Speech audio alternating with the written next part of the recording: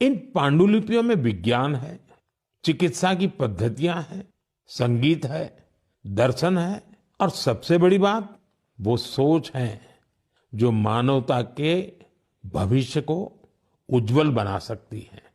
साथियों, ऐसे असाधारण ज्ञान को, इस विरासत को सहेजना हम सबकी जिम्मेदारी है। हमारे देश में हर कालखंड में कुछ ऐसे लोग हुए हैं जिन्होंने इसे अपनी साधना बना लिया।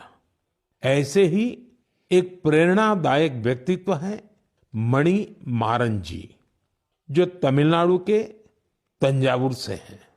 उन्हें लगा कि अगर आज की पीढ़ी तमिल पांडुलिपियां पढ़ना नहीं सीखेगी तो आने वाले समय में ये अनमोल धरोहर खो जाएगी। इसलिए उन्होंने शाम को कक्षाएं शुरू की, जहां छात्र, नौकरी पेशा युवा, रिसर्चर सब यहां आकर के सीखने लगे। मणि मारन जी ने लोगों को सिखाया कि तमिल सुवड़ियल यानी पाम लीफ मैन्युस्क्रिप्ट को पढ़ने और समझने की विधि क्या होती है। आज अनेकों प्रयासों से कई छात्र इस विधा में पारंगत हो चुके हैं। कुछ स्टूडेंट्स ने तो इन पांडुलिपियों के आधार पर ट्रेडिशनल मेडिसिन सिस्टम पर रिसर्च भी शुरू कर दी है। साथियों, सोचिए, अगर ऐसा प्रयास देश भर में हो तो हमारा पुरातन ज्ञान केवल दीवारों में बंद नहीं रहेगा, वो नई पीढ़ी की चेतना का हिस्सा बन जाएगा। इसी सोच से प्रेरित होकर பல நூற்றாண்டுகளாக ஓலைச்சுவடிகள் வடிவிலே பாதுகாக்கப்பட்டிருக்கும் ஞானம்தான் நமது மெய்யான சக்தியாகும். இந்த ஓலைச்சுவடிகளிலே விஞ்ஞானம் உள்ளது, சிகிச்சை முறைகள் இருக்கின்றன, இசை இருக்கிறது, தத்துவம் உள்ளது. அனைத்திலும் முக்கியமான விஷயம் என்னவென்றால், மனித சமூகத்தின் எதிர்காலத்தை எப்படி ஒளிமயமானதாக ஆக்க முடியும் என்பதை பற்றிய சிந்தனைதான் நண்பர்களே. இப்படிப்பட்ட அசாதாரணமான ஞானத்தை, இந்த மரபினை போற்றி பாதுகாப்பதுதான் நமது மிகப்பெரிய பொறுப்பாகும். நமது தேசத்தின் ஒவ்வொரு காலகட்டத்திலும் இத்தகைய பொறுப்புகளை தங்களுடைய சாதனையாகவே ஆக்கியவர்கள் இருந்து வந்திருக்கிறார்கள். இப்படிப்பட்ட கருத்தூக்கம் அளிக்கும் ஆளுமைகளில் ஒருவர்தான் தமிழ்நாட்டின் தஞ்சாவூரை சேர்ந்த மணி மாறன் அவர்கள். இன்றைய தலைமுறையினர் தமிழில் இருக்கும் ஓலை சுவடிகளை படிக்க கற்றுக்கொள்ளவில்லை என்றார். வருங்கால தலைமுறையினரின் காலத்தில் இந்த விலைமதிப்பில்லாத மரபு செல்வத்தை நாம் இழக்க நேரிடும் என்று அவர் கருதினார். ஆகையால் அவர் மாலை நேர வகுப்புகளை தொடங்கினார். அதிலே மாணவர்கள், வேலை பார்க்கும் இளைஞர்கள், ஆய்வாளர்கள் என பலரும் அங்கே கற்கத் தொடங்கினார்கள். மணி மாறன் அவர்கள் தமிழ் சுவடிகளை எவ்வாறு படிப்பது, எவ்வாறு புரிந்து கொள்வது என்பதன் விதிமுறைகள் பற்றி கற்பித்தார். இன்று பல முயற்சிகளுக்கு பிறகு பல மாணவர்கள் இந்த வழிமுறையில் தேர்ச்சி பெற்றுவிட்டார்கள். சில மாணவர்கள் இந்த சுவடிகளின் அடிப்படையில் பாரம்பரிய மருத்துவ முறை மீதான ஆய்வுகளையும் மேற்கொள்ள தொடங்கி இருக்கிறார்கள். நண்பர்களே, இப்படிப்பட்ட முயற்சிகள் நாடெங்கிலும் நடைபெற்றால் நமது பண்டைய ஞானம் 4 சுவர்களுக்குள்ளே மட்டும் அடைந்து கிடக்காமல் புதிய தலைமுறையினருக்கு விழிப்பேற்படுத்தும் பணியினை ஆற்றும் என்னும் எண்ணத்தால் உத்வேகமடைந்து பாரத அரசு இந்த ஆண்டு வரவு செலவு திட்ட அறிக்கையில் ஞான பாரத இயக்கம் என்ற ஒரு வரலாற்று முன்னெடுப்பை அறிவித்திருக்கிறது. கடந்த 27/7/2025 நாள் ஞாயிற்றுக்கிழமை ஒளிபரப்பான மனதின் குரலில் மாண்புமிகு பாரத பிரதமர் அவர்கள் தஞ்சாவூர் சரஸ்வதி மகால் தமிழ் பண்டிதர் முனைவர் மணி மாறன் அவர்களின் அயரா பணிகளை பாராட்டியிருக்கிறார். மாண்புமிகு பாரத பிரதமர் அவர்களால் பாராட்ட பெற்ற தஞ்சாவூர் சரஸ்வதி மகால் தமிழ் பண்டிதரும் ஏடகம் அமைப்பின் பெருமை மிகு நிறுவனரும் தலைவருமான முனைவர் மணி மாறன் அவர்களை ஏடகம் அமைப்பின் மேனாள் இந்நாள் சுவடியியல் மாணவர்கள் கடந்த 2/8/2025 சனிக்கிழமை மாலை ஏடக அரங்கில் எளிய முறையில் வாழ்த்தி மகிழ்ந்தனர். அந்நிகழ்வினை காண தங்களை அன்போடு அழைக்கின்றேன், வாருங்கள். இந்த இனிய பொன் மாலை நேரத்தில் என்னுடைய வணக்கத்தை தெரிவித்துக் கொள்கிறேன். மாண்புமிகு இந்திய பிரதமர் அவர்களால் பாராட்ட பெற்ற நம்முடைய ஆசிரியர் முனைவர் மணி மாறன் ஐயா அவர்களை வாழ்த்தும் நிகழ்வில் தலைமையேற்று அமர்ந்திருக்கக்கூடிய தமிழ் கருதி கவிஞர் திருநாவுக்கரசு ஐயா அவர்களே வருக வருக என்று இருகரம் கூப்பி அன்புடன் வரவேற்கிறோம். இந்த விழாவினுடைய நாயகன் எனக்கு இந்த பாராட்டெல்லாம் வேண்டாம் என்று மறுத்து கொண்டிருக்கிறவர் ரொம்ப கம்பல் பண்ணி தான் இங்க வந்து நீங்க அமர்ந்தே ஆகணும் அப்படிங்கிற எங்களுடைய பிடிவாதத்துல வந்து இந்த இடத்துல வந்து அமர்ந்துக்கக்கூடிய எங்களுடைய ஆசிரியர், ஏடகத்தின் நிறுவனர், தலைவர் முனைவர் மணி மாறன் ஐயா அவர்களே வருக வருக என்று இருகரம் கூப்பி அன்போடு வரவேற்கிறேன். அடுத்ததாக இந்த நிகழ்ச்சியில முன்னிலை வகிக்கக்கூடிய தஞ்சையில் எங்கெல்லாம் நிகழ்வுகள் சிறப்பாகவும் பாரம்பரியமாகவும் நடந்து வருகிறதோ அவற்றையெல்லாம் ஆவணப்படுத்தக்கூடிய ஆவண குறிச்சு பதிவேற்றம் கரெக்டா செஞ்சுருவாங்க. ஆவண குறிச்சில் கடந்த ஜெயக்குமார் ஐயா அவர்களை வருக வருக என்று மனமாற வரவேற்கிறேன். நமக்கெல்லாம் நன்றி உரையை வழங்க இருக்கின்ற நம்முடைய ஏடகத்தினுடைய சிட்டுக்குருவி ஐஸ்வர்யா செந்தில் அவர்களை நன்றி உரை அழைக்க இருக்கிறார்கள். அவர்களை வருக வருக என்று வரவேற்கிறேன். நமக்கெல்லாம் எப்பொழுதும் போல இனிமையான ஒரு நிகழ்ச்சியை தொகுப்பினை வழங்கிக் கொண்டிருக்கக்கூடிய நம்முடைய சுவடியல் மாணவி மகாலட்சுமி சரவணன் அவர்களை வருக வருக என்று நம்முடைய சார்பில் வரவேற்கிறேன். மற்றும் இன்று வருகை புரிந்துள்ள ஆற்றோர் பெருமக்களே, சான்றோர் பெருமக்களே, முன்னாள் மாணவர்களே, இந்நாள் மாணவர்களே மற்றும் தாய்மார்களே, பெற்றோர்களே, உங்கள் அனைவரையும் இருகரம் கூப்பி வருக வருக என்று வரவேற்பதில் பெருமகிழ்ச்சி அடைகிறேன். இந்த நாள் வந்து எங்களுக்கெல்லாம் ஒரு சிறந்த ஒரு பொன்னாளா நாங்க கருதணும். ஏன் அப்படின்னு கேட்டா, நம்முடைய மாண்புமிகு இந்திய பிரதமர் அவர்கள் அரசியல் தலைவர் வேறு, நம்முடைய அரசியல் தலைவர் என்ற முறையில உச்சபட்ச பதவியில் இருக்கிறவங்க நம்முடைய ஐயாவினுடைய சாதனைகளையும் பணிகளையும் கேள்விப்பட்டு உறுதிப்பட்டு அவர்களை மனமாற பாராட்டி இருக்கிறாங்க. அந்த வகையில நாம் அவர்களை பெருமைப்படுத்துகிறோமோ இல்லையோ, அவர்களுடைய மாணவர் என்கிற முறையில நமக்கெல்லாம் பெருமை என்று நான் மனதாக நினைக்கிறோம். அதன் வழியாக இன்று எப்படியாவது வந்திருந்து இந்த நிகழ்ச்சியில நீங்க கலந்துக்கணும் அப்படின்னு சொல்லிட்டு ரொம்ப கம்பல் பண்ண இந்த முறையில நம்முடைய மாண்புமிகு இந்திய பிரதமர் அவர்களால் பாராட்ட பெற்ற நம்முடைய மனதின் குரல் என்ற நிகழ்வின் மூலம் அந்த ஐயாவுடைய சாதனையை பாராட்டியிருக்காங்க. அந்த பாராட்டுக்கு மிக மிக தகுதியானவர் நம்முடைய மணிமாறன் ஐயா அவர்கள். ஏனென்றால் தனி மனிதராக இருந்து எண்ணற்ற சோடி மாணவர்களை வந்து உருவாக்கியிருக்காங்க. சோடித்துறையில மட்டும் இல்லாம தன்னுடைய தனி ஆர்வத்தினால வரலாற்று துறையிலையும் கிட்டத்தட்ட ஒரு 300க்கு மேற்பட்ட சிற்பங்கள், கல்வெட்டுகள் போன்றவற்றை இந்த உலகுக்கு வெளிக்கொண்டு கொடுத்திருக்காங்க. ஏடகம் கல்வி, சமூக மேம்பாடு மற்றும் ஆய்வு மையத்தை நிறுவி அதன் வழியே மாணவர்களுக்கு சுவடியியல் பயிற்சியை கற்றுக் கொடுக்குறாங்கன்னு எல்லாருக்கும் தெரியும். ஆனா அந்த சுவடியியல் பயிற்சியில என்னெல்லாம் கற்றுக் கொடுக்குறாங்க தெரியுமா? நம்ம நினைச்சிட்டு இருக்கோம் சுவடி பயிற்சின்னா அதை வாசிக்க கற்றுக் கொடுப்பாங்க, வந்து பழைய கால எழுத்து இருக்கும், அதுல இதைதான் கற்றுக் கொடுப்பாங்கன்னு நாம நினைச்சிட்டு இருக்கோம். ஆனா அதோட தொடர்புடைய கலை, இலக்கியம், வரலாறு, தொல்லியல், மரபு, பண்பாடு அத்தனையும் அந்த வகுப்பறையில சொல்லி கொடுத்துட்டே இருப்பாங்க. பழைய எழுத்து முறைகள் அத்தனையும் வந்து அதை வந்து வந்துட்டே இருக்கும், சொல்லி கொடுத்துட்டே இருப்பாங்க.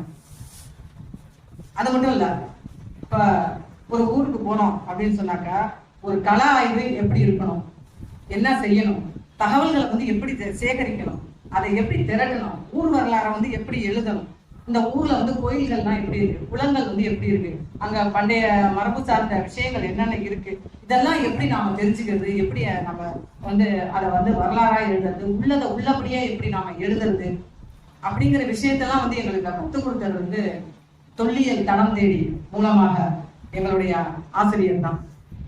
இப்ப நம்ம சமீபத்துல போனது எங்க போனோம், எங்கப்பா போனோம்? கொங்கு நாடு. கொங்கு நாட்டுல 10 இடங்கள் போனோம். 10 இடங்களையும் பாத்தீங்கன்னா பொன்னர் சங்கர் வரலாறு, செல்லாண்டியம்மன் வரலாறு, இது அப்படியே தொகுத்து கொடுங்க. அப்ப 10 ஊர்களுக்கு சென்று மாணவர்கள் அத்தனை பேர் தான் கூட போனோம். 10 ஊர்களுக்கு சென்று அங்க ஒவ்வொரு ஊர்லயும் பாத்தீங்கன்னா அந்த வந்து ஆய்வு சம்பந்தமா உள்ள நிகழ்விடங்கள் எப்படி இருக்கு, அந்த ஊர் அமைப்பு எப்படி இருக்கு, அந்த கோயில் அமைப்பு எப்படி இருக்கு, அதனுடைய வரலாறு எத்தனை ஆண்டு காலமாக இருக்கும், இது முன்னாடி உள்ள சிற்பங்கள் இருக்கா அல்லது பின்னாடி உள்ள கட்டுமானங்களா, அத்தனை விஷயங்களும் எங்களுக்கு சொல்லி கொடுத்துருக்காங்க. இது இடையில எங்களுக்கு லட்டு மாதிரி கிடைச்ச ஒரு வாய்ப்பு என்ன அப்படின்னு கேட்டா, வந்து மாயனூருக்கு அடுத்து சங்கரன் மலை அப்படின்னு சொல்லிட்டு, நான் தவறா நினைச்சுக்காதீங்க, வரவேற்புனா சீக்கிரம் முடிச்சிருக்கோம். ஐயாவோட அனுமதியோட ஒரு 2 பாயிண்ட பேசிக்கிறேன். இதை வந்து என்னுடைய வாய்ப்பா நான் கருதுறேன். அப்ப வந்து அந்த சங்கரன் மலைக்கு பேருந்தப்ப கூட எங்களுக்கு எல்லாம் கூட வயசாயிடுச்சு, கொஞ்ச நேரம் இருந்துட்டோம். சரி நாங்க கீழே இருக்கோம், அந்த மலையில எல்லாம் ரொம்ப கஷ்டப்பட்டு நம்மளால ஏறது. ஐஸ்வர்யா மாதிரி உள்ள சின்ன பிள்ளைங்க எல்லாம் மட்டும் டக்கு டக்குன்னா இந்த மகாலட்சுமியோட 2 பிள்ளைங்களை அழைச்சிட்டு வந்துச்சு. சரவணா பிள்ளைங்க எல்லாம் பாத்தீங்கன்னா 8 வயசு 10 வயசு தான். அதுக்கெல்லாம் டக்கு டக்குன்னு எல்லாம் மலை, கஷ்டமான மலை, படிகள் கிடையாது, இந்த பாறையில கால வச்சா அந்த பாறையில கால, பிடிமானம் கிடையாது. ஆனா எப்படியோ ஏதோ ஒரு கிரிப்ல அவங்க எல்லாம் ஏறிட்டாங்க. ஏறி பார்த்தா அப்படி ஒரு வெளி உலகத்துக்கே வெளிவராத கல்வெட்டுகள். எங்க அந்த போர்டு பெருசை விட தாண்டி இருக்கு கல்வெட்டு. அந்த மாதிரி கீழே அவ்வளவு பெருசுக்கு வைக்கிறேன், வெளியிலே கண்டுபிடிக்கிறேன். அப்ப அதை வந்து ஆசிரியர்களோட இவங்களும் தான் போனாங்க. நானும் போயிருந்தேன். என்னால உடனே ஏற முடியல, இருந்தாலும் உடனே பாத்தீங்கன்னா அந்த கல்வெட்டை வந்து எப்படி படி எடுக்கிறது, படியெடுத்த கல்வெட்டை எப்படி படிக்கிறது, படிச்சதை எப்படி பொருள் தெரிஞ்சுக்கிறது, அது எந்த வருஷத்துங்கிறது, அப்புறம் எப்படி இருக்கு உப்பாயம் செய்வது, இது போன்ற விஷயங்களை பாத்தீங்கன்னா இது நம்ம படிக்க வந்து சுவடியல், அதை நம்ம தெரிஞ்சுக்கணும். ஆனா அந்த சுவடியல் மட்டும் இல்லாம வரலாற்று ஆய்வு நோக்குல நமக்கெல்லாம் இந்த மாதிரியான ஒரு செயல்பாடுகளையும் வந்து நமக்கு கற்றுத்தந்ததை வந்து வாழ்க்கையில வந்து மறக்க முடியாது. அதே போல ஒரு அந்த சங்கரன் மலையிலே பாத்தீங்கன்னா அது கீழே பாத்தீங்கன்னா ஒரு புடைப்பு சிற்பம், ஒரு நவகண்ட செதுக்கு வரைகோட்டு ஓவியம், இதெல்லாம் வந்து நம்ம அங்க வந்து பார்த்தோம். அந்த சிலையெல்லாம் பார்த்தோம். இப்ப இதெல்லாம் வந்து எழுத்துக்கள்லாம் எந்த காலத்தை சேர்ந்தது, இதை போன்ற தகவல்களை வந்து நமக்கெல்லாம் கற்றுக் கொடுத்தாங்க. இதே போல ஏடகத்துல வந்து சுவடி மட்டும் இல்லாம மாணவர்களுக்கு வந்து வரலாற்று ரீதியிலான இப்ப கல்வெட்டு படிக்க கற்றுக்கிட்டோம். அதே மாதிரி கல்வெட்டு தொடர்புடையதா பாத்தீங்கன்னா செப்பேடுகள் வரும். கல்லிலும் செம்பிலும் வெட்டி கொள்க அப்படின்னு சொல்லுவாங்க. அப்ப செப்பேடுகள் அடுத்து படிக்கிறதுக்கு எல்லாம் வாய்ப்பு இருக்கு. அடுத்தது பிரிண்ட் போட்டு கொடுக்கறது, செப்பேடுகள் படிப்பாங்க. அதுக்கடுத்து பாத்தீங்கன்னா அது தொடர்புடைய ஆவணங்கள் படிப்பாங்க. ஆக ஒன்னே ஒண்ணு கத்துக்கலாம் வராங்க. சுவடியியல் மாணவர் அப்படின்னு சொன்னா அந்த ஒரே ஒரு சுவடியில உள்ளது மட்டும் படிச்சுட்டு போறது இல்லை, அதை சார்ந்து அது தொடர்புடையதா எல்லாமே கத்துக்காங்க, அத்தனையும் கத்துக் கொடுக்காங்க. இந்த காலத்துல பாத்தீங்கன்னா வாட்ஸ்அப்ல ஒரு நல்ல தகவல் வந்தா கூட அடுத்தவங்களுக்கு பகிர்றத வந்து சில பேர் விரும்ப மாட்டாங்க. இது எதுக்கு அவனுக்கு அனுப்புறது, இது எதுக்கு அவன் தெரிஞ்சுக்கணும் நினைப்பாங்களா, நினைக்க மாட்டாங்க. அந்த மாதிரியான ஒரு காலத்துல தன்னிடம் வர்ற மாணவர்கள் இன்னும் வரலையேன்னு தான் நினைக்கிறாங்க. மாணவர்கள் இன்னும் வரலையே. ஒரு உவேசாவுக்கு வந்து கிடைத்த வந்து மாணவர் போல, ஒரு மீனாட்சி சுந்தரமலிக்கு கிடைத்த மாணவர்கள் போல, ஒரு குடவாயில் ஐயாவுக்கு கிடைத்த மாணவர் போல இன்னும் நல்ல டெடிகேஷனா இன்னும் எத்தனையோ மாணவர்கள் இருக்காங்க. இன்னும் இந்த மாதிரி கூடவே தெரிஞ்சுட்டே இருந்தாங்க. அவங்க வாழ்க்கையில கத்துக்க எவ்வளவு தெரியுமா இருக்கு, எவ்வளவு மரபுகளை மீட்டெடுக்கலாம் தெரியுமா. தனி ஒரு மனிதனாலேயே இவ்வளவு தூரம் சாதிக்க முடியுது அப்படின்னு சொன்னா, அப்ப கூட நின்று அவங்களுக்கு உறுதுணையா இருந்தா இன்னும் என்னெல்லாம் சாதிக்கலாம். எங்களால விடுங்க, எங்களால முடியாது. அப்ப இளைஞர்கள் கூடவே நிற்கலாம். ஆனா அவர்களுக்கு இவங்களெல்லாம் விட வேலை நிறைய இருக்கு, இதெல்லாம் செகண்டரியா இருக்கு என்று சொல்லிக்கொண்டு, அதே மாதிரி அந்த இது வரலாற்று துறையில அப்படின்னு பார்த்தாக்க, அதே மாதிரி சுவடிகள் துறைன்னு பாத்தீங்கன்னா சுவடியை வாசிக்க வைப்பது மட்டும் இல்லாம சுவடி வந்துச்சுன்னா என்ன செய்யணும், அதை எப்படி வந்து தொடர்ச்சி சுத்தம் பண்ணணும், அதை எப்படி வந்து பராமரிக்கணும், அதை எப்படி வந்து பாதுகாக்கணும், இதுல இருந்து ஆரம்பிப்பாங்க. எப்படி வந்து நம்ம தமிழ் எழுத்து கத்துக் கொடுக்கறதுக்கு ஆனா அப்படின்னு ஆரம்பிக்கிறோமோ அதே மாதிரி சுவடி வந்தா என்ன செய்யணும், எப்படி ஏடுகளை வந்து கலந்து வந்ததுன்னா பிரிச்சு எடுக்கணும், அதை எப்படி சுத்தம், அந்த எழுத்துக்கள் வந்து சிதையாம அதை எப்படி சுத்தம் பண்ணணும், அதுக்கு என்ன மாதிரியான வந்து கெமிக்கல் கிடையாது, இயற்கை ஆயில், சிட்ரினல் ஆயில், அதுக்கு எப்படி தடவணும், அப்படி பஞ்சு எடுத்து மெதுவா எப்படி தடவணும், இல்லைன்னா எழுத்து கிழிஞ்சிடும், அதை முதல்ல நுண்ணிப்பா கவனிப்பாங்க. இது எப்படி ஏடுகளை சரியாம பார்க்கணும். நம்ம சோலைமுத்து இருக்காங்க, சூப்பரான எக்ஸ்பர்ட், வந்து சுவடியை வந்து நல்லா சுத்தமா சரி பண்றதுல திறம்பட வந்து செயல்படக்கூடியவங்க. அப்ப அதுக்கு அடுத்தது பாத்தீங்கன்னா வாசிக்க கற்றுக் கொடுத்தல், வாசிக்கிறதுக்கு அடுத்தது அதை பிரதி செய்ய கற்றுக் கொடுத்தல்.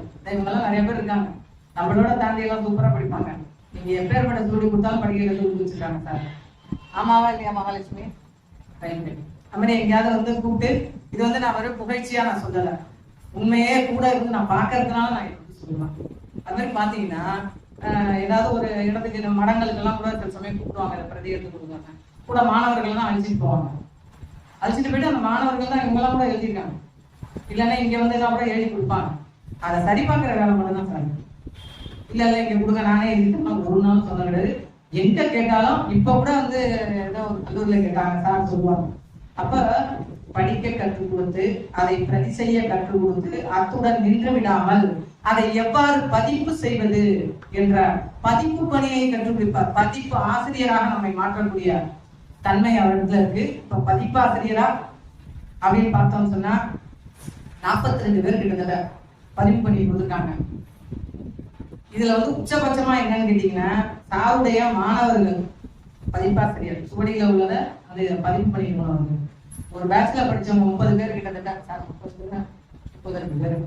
32 பேருக்கும் ஆளுக்கு ஒரு ஏடை கொடுத்து சித்த மருத்துவ சுவடி, தமிழ் மருத்துவம் அப்படின்னு சொல்லிட்டு அந்த தமிழ் மருத்துவ நூல்ல அந்த ஒரு கட்டு ஓலைத்தவடி அப்படியே ஒரு சுவடி கட்டை எடுத்து அதை ஒவ்வொரு ஓலையில ஒவ்வொரு மாணவர்களுக்கு கொடுத்து அதை அவங்க வந்து பிரதி செய்ய சொல்லி அதில் உள்ள தவறுகளை நீக்கி ஒவ்வொரு மாணவர்களையும் ஒரே புத்தகத்துல 32 பதிப்பாசிரியரை வச்சு ஒரே நூல்ல தமிழ் மருத்துவங்கிற நூலை வெளியிட்ட உலக சாதனையாளரே ஐயா தான். இது வந்து யாருமே செஞ்சதில்லை. யாரும் எந்த மாணவருக்கும் ஒரு பதிப்பாசிரியர் எடுத்தோடனே ஒரு ட்ரைனிங்கை கொடுத்துட்டு உடனே அந்த செஞ்சதே கிடையாது.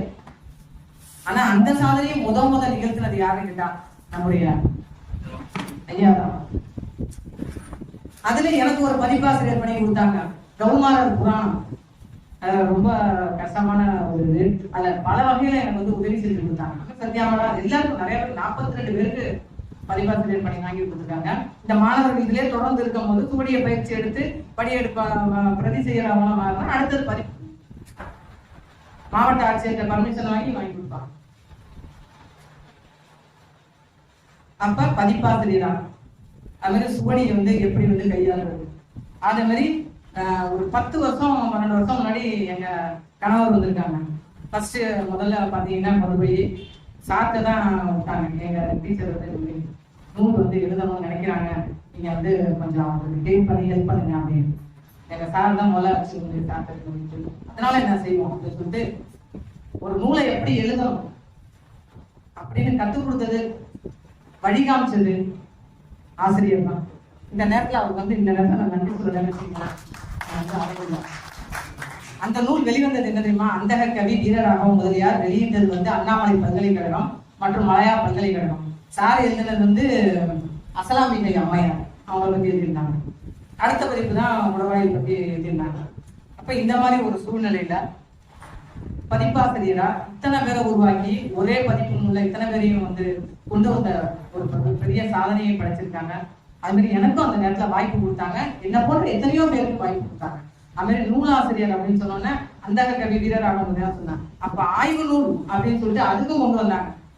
ஒரு ஆய்வு நூல் எப்படி பண்ணணும், எப்படி வந்து ஃபீல்டுக்கு போகணும், எப்படி தகவல்களை திரட்டணும், என்னென்ன மாதிரியெல்லாம் கேள்வி கேட்கணும், எப்படி வந்து அந்த வரைபடத்தை வரையணும், அந்த ஏரியாவுக்கு போய் இதெல்லாம் வந்து கற்றுக் கொடுத்தாங்க. அந்த புத்தகம் வந்து முத அதுதான் ஆரம்பிச்சோம். ஆனா வந்து தஞ்சையும் தெருக்களும் 80% முடிஞ்சிருக்கு. அது ஒன்றும் தெருக்கெல்லாம் போயிட்டே இருக்கு. அது எப்ப முடியும் உங்களுக்கு தெரியல சார். நான் அதிகமா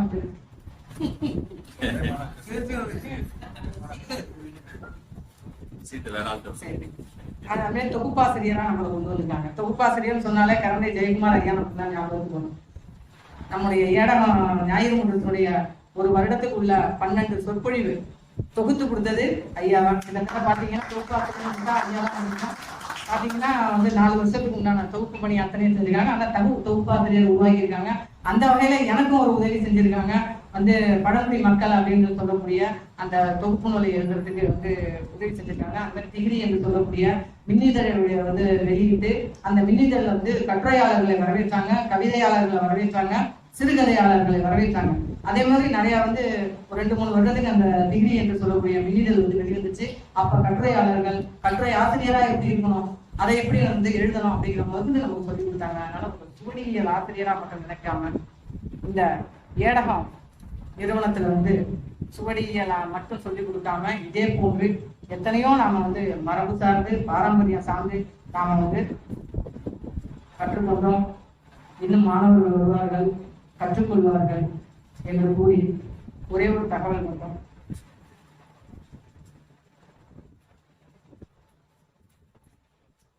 இங்க வந்து வருகை புரிந்துள்ள அனைவருக்கும் ஒரு கனிவான வேண்டுகோள். இது வந்து இந்திய பிரதமர் உச்சபட்ச நிலையில இருந்து நமக்கு வந்து தந்த ஒரு பாராட்டு.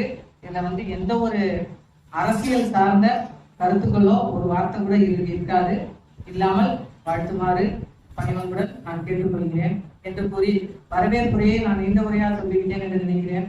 என்னை மன்னித்துக் கொள்கிறேன் என்று கூறி வாய்ப்பு நன்றி கூறி வாழிய செந்தமிழ், வாழ்க நற்றமிழன், எல்லா உயிர்களும் இன்புற்று வாழ்க. இன்றைய தினம் இங்கே மேனாள் மாணவர்கள், பின்னால் மாணவர்கள் என்று சுவடியியலை கற்று அந்த மாணவர்களுக்கு சுவடியை வாசிப்பை, பராமரிப்பை, அதன் பல்வேறு பயன்களை கற்பித்த ஆசான் மதிப்புக்குரிய முனைவர் மணிமாறன் ஐயா அவர்களுக்காக நெஞ்சார்ந்த ஒரு பாராட்டை தெரிவிக்க வேண்டும் என்று இந்த விழாவை ஏற்பாடு செய்திருக்கிறார்கள். விழா கூட அல்ல, இது ஒரு பாராட்டு நிகழ்ச்சி என்று வைத்துக் கொள்வோம். வழமையாக ஏடகம் காணாத ஒரு புதுமையான மாறான விழா என்று சொல்லலாம். ஏடகம் 6:30 தொடங்கும். இது அப்படி தொடங்க இருக்கிறது. ஏடக நிகழ்ச்சிகளில் தமிழ் அறிஞர்கள் எல்லாரும் மேடையில் இருப்பார்கள். நிறுவனம் மட்டும் எங்காவது ஒரு மூலையில் இருக்கிறார்.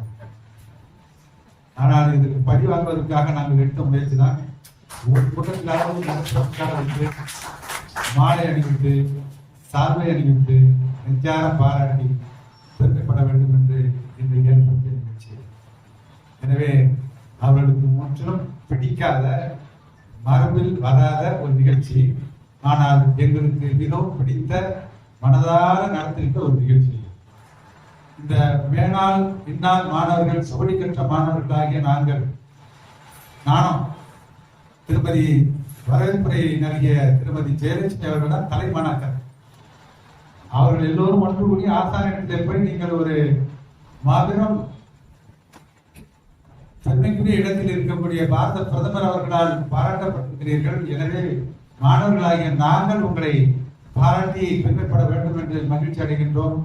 அருள்கூர்ந்து நீங்கள் அனுமதி தர வேண்டும் என்று கேட்டதற்கு முற்றிலுமாக முடியாது என்று சொல்லிவிட்டார்கள். ஏனென்றால் அவர் கண்டிப்பான ஒரு ஆசை.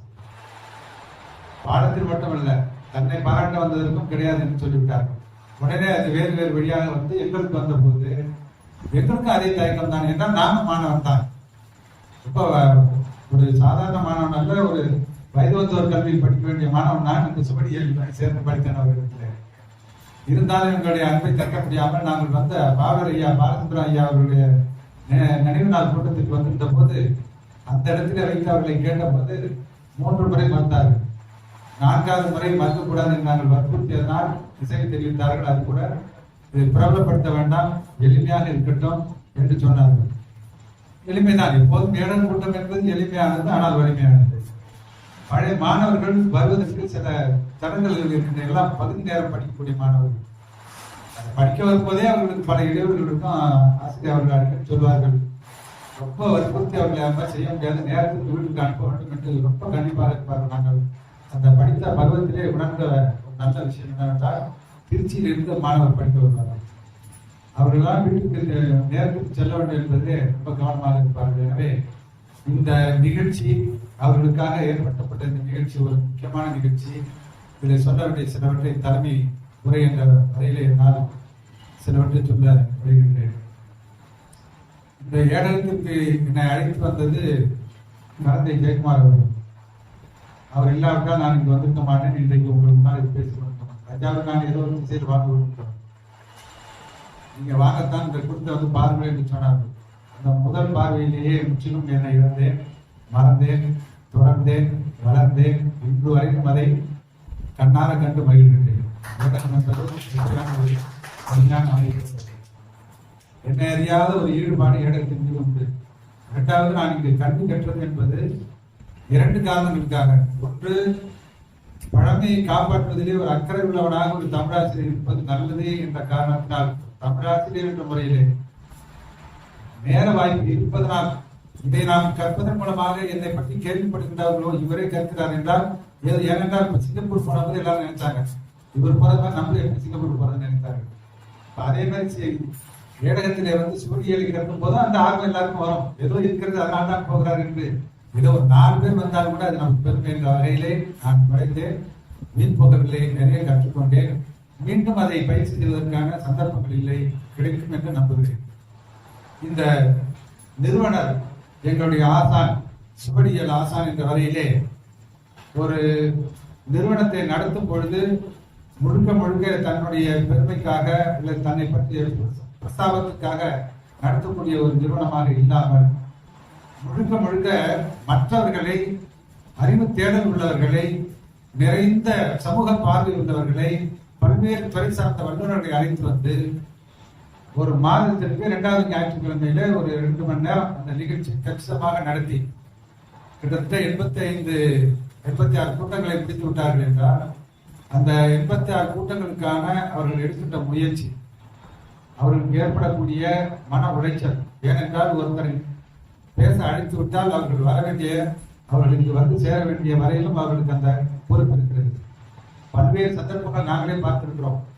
வரவேற்புரை ஆற்ற வேண்டியவர் நேரத்திற்கு வராமல் அந்த நேரத்துக்கு கொஞ்சம் கூட தயங்காமல் அடுத்தவரை கூப்பிட்டு நீங்கள் பேசுகிறேன் சொல்லிவிடுவாங்க. அந்த அளவுக்கு நேரத்தில் தொடங்கி நேரத்தில் முடிக்க வேண்டும் என்று ஒரு நிறுவனத்தை நடத்தும் போது எவ்வளவு அதில் மன உளைச்சல் இருக்கும், எவ்வளவு கஷ்டங்கள் இருக்கும் என்பதெல்லாம் ஒரு புறம் இருந்தாலும் ஏற்றிருக்கிற பணி ஒரு முக்கியமான அரசு பணி. அதுவும் உங்களுக்கு தெரியும், அந்த பழமையை காப்பாற்றக்கூடிய சுவடி இதை காப்பாற்றுகின்ற ஒரு துறை. அது மிக மிக பொறுப்பான சென்சிட்டிவ். அது வந்து ரொம்பவும் எந்த ஒரு சிறு தவறு நடந்துவிடக் கூடாத ஒரு துறை. அதிலே இருந்து கொண்டு தமிழகம் முழுக்க உள்ள எல்லா கல்லூரிகளுக்கும் சென்று இந்த உரை, சுவடியியல் சம்பந்தப்பட்ட உரைகளை நிகழ்த்திக் கொண்டு எந்த வரலாற்று நிகழ்வுகளுக்கும் தேவையான தரவுகள் தேவைப்படும் பொழுது உடனடியாக அவரை தொடர்பு கொண்டு கேட்கும் போது அவர்கள் எல்லாருக்கும் டீ போட்டுக் கொண்டு, பார்ப்பவர்களுக்கு என்ன தெரியும் என்றால் எதற்கு எடுத்தாலும் மணிமாறன் என்று வருகிறது கொஞ்சம் வருத்தப்படுவார்கள், அவ்வளவுதானே தவிர அது இயல்பாக வரலாற்றிலே நிறைய பதிவான விவரங்கள் தான். திருவிளையாடல் புறத்திலே பார்த்தால் புலவர்கள் வரிசையாக வந்து 48 எழுத்துக்களும் புலவர்களாக வர வேண்டும் என்று 48 எழுத்துக்கள் வந்து உட்கார்ந்து இருக்கிறார்கள். அந்த பழைய புலவர்கள் எல்லாம் புது புலவர்களை வந்து 3 வாது செய்தார்கள் என்று வரும். நீ எங்கிருந்து வந்த, யார் நீ, எதற்கு உனக்கு இவ்வளவு புலமை என்று கேட்பார்கள் என்று திருவிளையாடல் புராணத்திலே ஒரு கருத்து. கிட்டத்தட்ட அவ்வாறே இவர்கள் சாதிக்கின்ற அத்தனை விவரங்களும் அத்தனை உழைப்புகளும் சிலவருடைய கேள்விக்கும் ஆளாகும். அதை பற்றியெல்லாம் பொருட்படுத்தாமல் எவ்வளவு எதிர் விமர்சனங்கள் இருந்தாலும் அவற்றையெல்லாம் புறந்தள்ளிவிட்டு ஆக்கம் நோக்கம் என்ற வகையிலே தன்னை முன்னிறுத்தி செயல்பட்டிருக்கிறார்கள். இதனால் நான் தனிப்பட்ட முறையில் அறிந்ததை சொல்கின்றேன், பல நேரங்களிலே உடல் உபாதைகளுக்கு மிகவும் ஆளாகி இருக்கின்றார்கள். அதை தாங்கக்கூடிய உடல் வலிமை உள்ளவரும் கிடையாது, ரொம்ப மென்மையான உடல் அமைப்பு உள்ளவர்கள். அவ்வளவும் நான் கேட்பேன், இவ்வளவு ஏன் இவ்வளவு கடினமாக உழைக்க வேண்டும், நேரம் எடுத்துக்கொள்ளலாம் என்று. ஒரு நாளில் காலையில் தொடங்கி அவர்கள் வர வேண்டிய அந்த அழைப்புகளுக்கு அதில் சொல்ல வேண்டிய பதில் பொறுப்புகள் அப்படியும் தாண்டி வந்திருக்கின்றார்கள். அதுக்கு பின்னால் தான் அவர்கள் எங்களுக்கு சுவடியியல் ஆசிரியராக வருகிறார்கள். எப்பொழுது அந்த மாலை நேரத்தில் குறிப்பிட்ட நேரத்தில் அவருக்கு துணையாக திருமதி ஜெயலட்சுமி அவர்கள் இருப்பார்.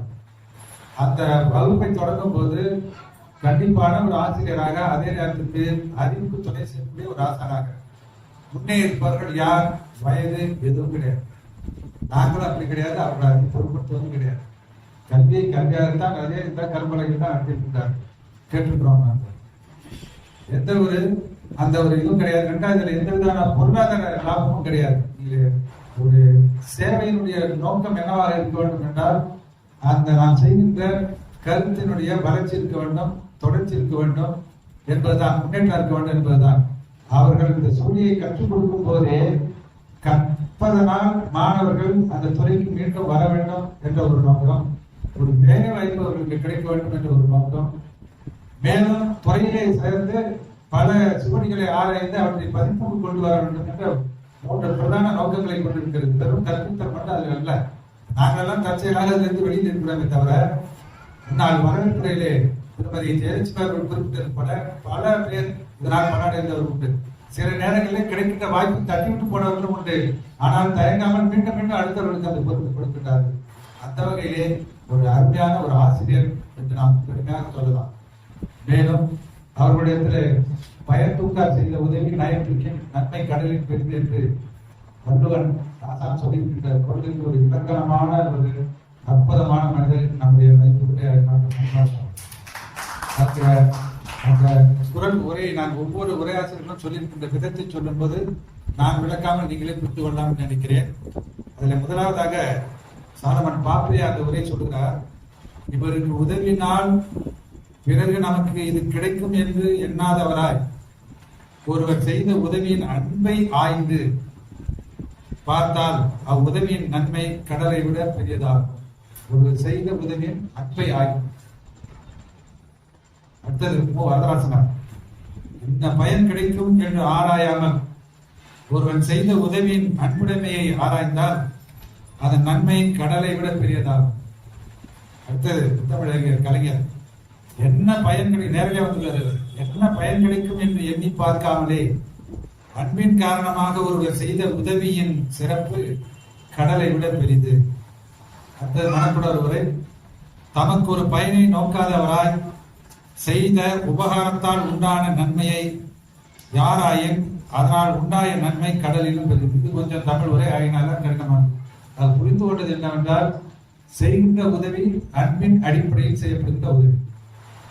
எனவே இந்த இவ்வளவு பெரிய சேவை, இவ்வளவு பெரிய உதவிகள், இவ்வளவு வரலாற்று தரவுகளை வெளி உலகத்துக்கு தருவது ஆகிய எல்லாமே தமிழ் மீது, மொழி மீது, வரலாற்றின் மீது, தமிழ் மக்கள் மீது கொண்ட அன்பினால் செய்யப்படுவது என்பதுதான் இதிலே அடிப்படையில் நாம் புரிந்து கொள்ள வேண்டியது. இது ஆதாயத்தின் அடிப்படையில் அல்ல, ஊழியம் என்பதை தாண்டிய அவருடைய பணி. பொதுவாக 10 மணிக்கு அலுவலகத்தில் நுழைந்து 4:30 மணிக்கு பையை தூக்கி கொண்டு வெளியே போகக்கூடிய 90 விழுக்காடு அலுவலர்கள் நிறைந்த நம்முடைய சமுதாயம். உலகத்திலே இந்த சமுதாயத்தை நீங்கள் பார்க்க முடியாது. பள்ளிக்கூடமாகட்டும், அரசு அலுவலகமாகட்டும், வங்கிகளாகட்டும், எல்லா மருத்துவத்துறை கூட எவ்வளவு அவசரமான ஒரு துறை. அங்கும் கூட போய் பார்த்தால் இந்த கேடுகள் நிறைய இருந்து கொண்டிருக்கிறது. சர்வீஸ் செக்டர் நம்மை போல மோசமான உலகத்தில் கிடையாது. சொல்வதற்கு கொஞ்சம் வருத்தமாக இருக்கிறது. ஆனால் அவையெல்லாம் திறம்பட இன்றைக்கு வாழ்வதற்கு காரணம் டாக்டர் மணிமாறன் போன்ற அற்புதமான சேவையாளர்கள் இருப்பதால் தான் இந்த துறையில் வெற்றி பெறுகின்றனர். அவருடைய துறைக்கும் அவருடைய சார்பு. எனவே இத்தகைய ஒரு அற்புதமான ஒரு மனிதரை பாராட்டுவதற்கு எங்களை போன்ற மாணாக்கர்கள் பெரிதளவுக்கு உவந்தாலும், ஊர் உலகம் போற்றினாலும், இந்த நாட்டினுடைய அதிமுக்கிய பொறுப்பில் இருக்கக்கூடிய மாண்புமிகு பிரதமர் அவர்கள் தன் வாயால் சொன்னபோது அன்றைய தினம்தான் மேட்டூரில் இருந்து அளவுக்கு அதிகமான தண்ணீர் வெளியிடப்பட்டு கொள்ளிடம் கரை புரண்டு ரயில் பாதையெல்லாம் தொடுகின்ற அளவுக்கு எங்கு பார்த்தாலும் பறவை ஓடிக்கொண்டிருந்தது. அது எங்களுடைய உள்ளத்திற்கு இடையாக இல்லை, அதை விட அதிகமாக நாங்கள் மகிழ்ச்சி அடைகிறோம். அந்த காட்சிகளை எல்லாம் தொலைக்காட்சியில் பார்க்கும்போது கரை புரண்டு வெள்ளம் ஓடியது. அதை விட எங்களுடைய மனம் ரொம்ப மகிழ்ந்தது. பார்த்துவிட்டு அவர்களுக்கு பேச முடியவில்லை. ஏனென்றால் அவர்கள் நேரலையில் இருந்ததால் கைபேசி அணைத்து விட்டார்கள். பல பேர் எனக்கு தொலைபேசியில் தொடர்பு கொண்டார்கள். நானும் என்னையா பாராட்டினார் பிரதமர், என்னையா கூப்பிடுகிறீர்கள் என்று நான் மறுத்துவிட்டேன். அவ்வளவு பேருக்கும் பதில் சொல்ல முடியவில்லை. அவ்வளவு பேர் அழைத்திருக்கிறார்கள். யாருக்கும் அந்த நேரத்தில் பதில் சொல்ல முடியும். இது அவருடைய அடக்கத்தையும் காட்டக்கூடியது. இந்த கைபேசி அடக்கியதாக மட்டும் நினைக்க வேண்டாம். உண்மையிலேயே அவர்களை பாராட்டுவதை விரும்புவதே கிடையாது. எந்த நேரத்திலும் கிடையாது. பல சந்தர்ப்பங்களில் உட்கார மாட்டார்கள். ஒரு பாராட்டு என்றால் வேண்டாம். நாங்கள் படித்த மாணவர்கள் சுவடி வகுப்பை முடித்த பிறகு அதுவே எங்களுக்கு ஒரு மகிழ்ச்சி. இதெல்லாம் ஒரு பள்ளிக்கூட அனுபவம்னு பேருங்க. எத்தனை வயசானாலும் எங்களுக்கு மாணவர்கள் பரிச்சை பண்ணாலே கடைசி நாளுங்கிறது ஒரு கொண்டாட்டம் இருக்கும். அதே போல ஆசிரியர்களுக்கு ஒரு பாராட்டு செய்யணும்னா அது ஒரு மகிழ்ச்சி இருக்கும். எனவே நாங்களும் சின்ன மாதிரி மாறி ஜெயமா நாங்க அம்மா திருமதி ஜெயலட்சுமி அம்மா ஆசிரியராக இருக்காங்க. எங்க மகா எங்களுடைய ஐஸ்வர்யா நாங்கள் எல்லாம் ஒன்று கூடி அருமையா ஒரு நிகழ்ச்சி ஏற்பாடு பண்ணி அன்னைக்கு ரொம்ப பேசி பகிர்ந்தோம். அதுக்கு பிறகு இந்த நிகழ்ச்சி எங்களுக்கு கிடைத்திருக்கிறது பெரிய மகிழ்ச்சி. இதில் நிறைய நான் பேச வேண்டும் என்பதை விட வாழ்த்துறை நிறைய இருக்கிறார்கள். அவர்கள் வாயால் நிறைய கேட்பவர்கள். இதில் உங்களிடத்தில் நான் பணிவாக கேட்பது என்னவென்றால், இந்த ஆசிரியருக்கு நாங்கள் மாணவர்கள் கூப்பிட்டிருந்த போதும் நீங்களும் இதை கேள்விப்பட்ட வகையில் வந்திருக்கின்றீர்கள். நீங்கள் எப்பொழுதும் இந்த அரங்கத்திற்கு வந்து அழகு செய்யக்கூடியவர்கள், பெருமைப்படுத்தக்கூடியவர்கள். இந்த சுவடியியல் சம்பந்தமான எங்களுடைய ஆர்வத்தையும் ஆசானுடைய ஆர்வத்தையும் மற்றவர்களுக்கு நீங்கள் எடுத்து சொல்ல வேண்டும். ஏனென்றால் இன்றைக்கு தான் இந்த விழிப்புணர்ச்சி அதிகமாக இருக்கிறது. இன்றைக்கு குப்பம் இல்லை அவர்களுடைய பணியை சிறப்பித்து கற்க இருக்கிறார் என்ற பக்கத்துக்கு. அதற்கு நான் அதை படித்து நான் அவர்களுக்கு திட்டமாக எழுதினேன். அதாவது சுவடிகள் காணப்படாமல் கண்ணிற்கு எட்டாமல் நிறைய கிடக்கின்றன என்று இனிமேலாவது கண்திறந்து உலகம் பார்க்கும் ஒரு வாய்ப்பு கிடைக்கின்றார் என்று சார்ந்த பேர் வந்த பிறகுதான் எல்லா ஊடகங்களும் எல்லா இதழ்களிலும் பேர் வந்த பிறகு சுவடியியல் அதனுடைய முக்கியத்துவம் என்பது தமிழக மக்களுக்கு வெளிப்பட்டிருக்கிறது. இந்தியா முழுக்கவும் அது பிரபலமாக இருக்கிறது. எனவே இது பொன்னாள் அவர்களுக்கு வாழ்வு கிடைத்த நாள், ஒரு பொன்னாள் நன்னாள், நமக்கெல்லாம் மகிழ்ச்சி தரக்கூடிய நாள் என்ற வகையிலே வார்த்தை எங்களுக்கு குருநாதர் குரு வாசம் தொற்று கொற்றவன் என்று விஸ்வாமித்திரன் யாகம் காப்பதற்காக ராமனை அனுப்புகின்ற போது தசரதன் துடுத்துகின்றது. ஏனென்றால் ரொம்ப காலம் கடந்து பிறந்த பிள்ளை ஒரு திடீர்னு கூப்பிடுறாரு. கண்ணே இல்லாத கண்ணை பெற்றால் எவ்வளவு மகிழ்ச்சியாக இருப்போனோ அதை விட அந்த கண்ணை திருப்பி கண்டால் எவ்வளவு வருவானோ அப்படி மனம் பதற்ற அதே தசரதன் விஸ்வாமித்திரன் கேட்ட உடனே குருநாதர் கேட்டார் என்று மறுக்காமல் அனுப்பி வைத்தான். அனுப்பி வைத்து ராமன் வந்தவுடன் சொன்னான், இனி இந்த குருவாகிய நீயே தந்தையுமாக தாயுமாக அவன் இருக்க வேண்டும் என்று கேட்டுக்கொண்டான் என்று. எனவே குருநாதர் எப்ப குருநாதர் தான். இன்றைய நிகழ்விலே எங்களுடைய குருநாதர் மாணாக்கர்கள் மேனாள் மாணாக்கர்கள் நாங்கள் எல்லோரும் ஒட்டுக்கூடி அவர்களை வாழ்க வாழ்க என்று வாழ்த்தி உங்கள் பணி மேலும் சிறக்க வேண்டும் என்று தொடர வேண்டும் என்று வாழ்த்தி என் தலைமை துறையை நிறைவு செய்கிறேன். நன்றி. முதற்கண் எனது நெஞ்சார்ந்த வணக்கத்தை உரித்தாக்கி மகிழ்கின்றேன். நான் கலந்தை தமிழ்ச்சங்கத்தின் மாமதேஸ்வரர் மேல்நிலைப் பள்ளியில் 30 ஆண்டுகள் கணித ஆசிரியராக பணியாற்றி பணி நிறைவு செய்தவர். அத்தான் வந்திருக்காங்க. அத்தான் கவிஞர் திருநாவுக்கரசு அவர்களும் வழுத்தூர் சௌகத் இஸ்லாம் மேல்நிலைப் பள்ளியில் முதுகலை தமிழ் ஆசிரியராக ஒரு 15 ஆண்டுகள் பணியாற்றி பின்னர் சிங்கப்பூர் சென்று அங்கு ஒரு 15 ஆண்டுகள் பணியாற்றி தாயகம் திரும்பியவர். இருவருமே கிட்டத்தட்ட 30 ஆண்டுகள் ஆசிரியராக பணியாற்றிய பிறகு இந்த ஏடகத்திற்கு வந்து மீண்டும் மாணவராக ஒரு 6 மாதங்கள் இங்கே அமர்ந்து பாடம் கேட்டவர்கள் நாங்கள். அந்த வாய்ப்பு எங்களுக்கு கிடைத்தது. 30 ஆண்டு ஆசிரியர் பணிக்கு பிறகும் ஒரு 6 மாதம் மாணவர்களாக இருந்து பாடம் கேட்கின்ற ஒரு வாய்ப்பினை எங்களுக்கு நல்கியவர் திரு மணிமாறன் ஐயா அவர்கள்.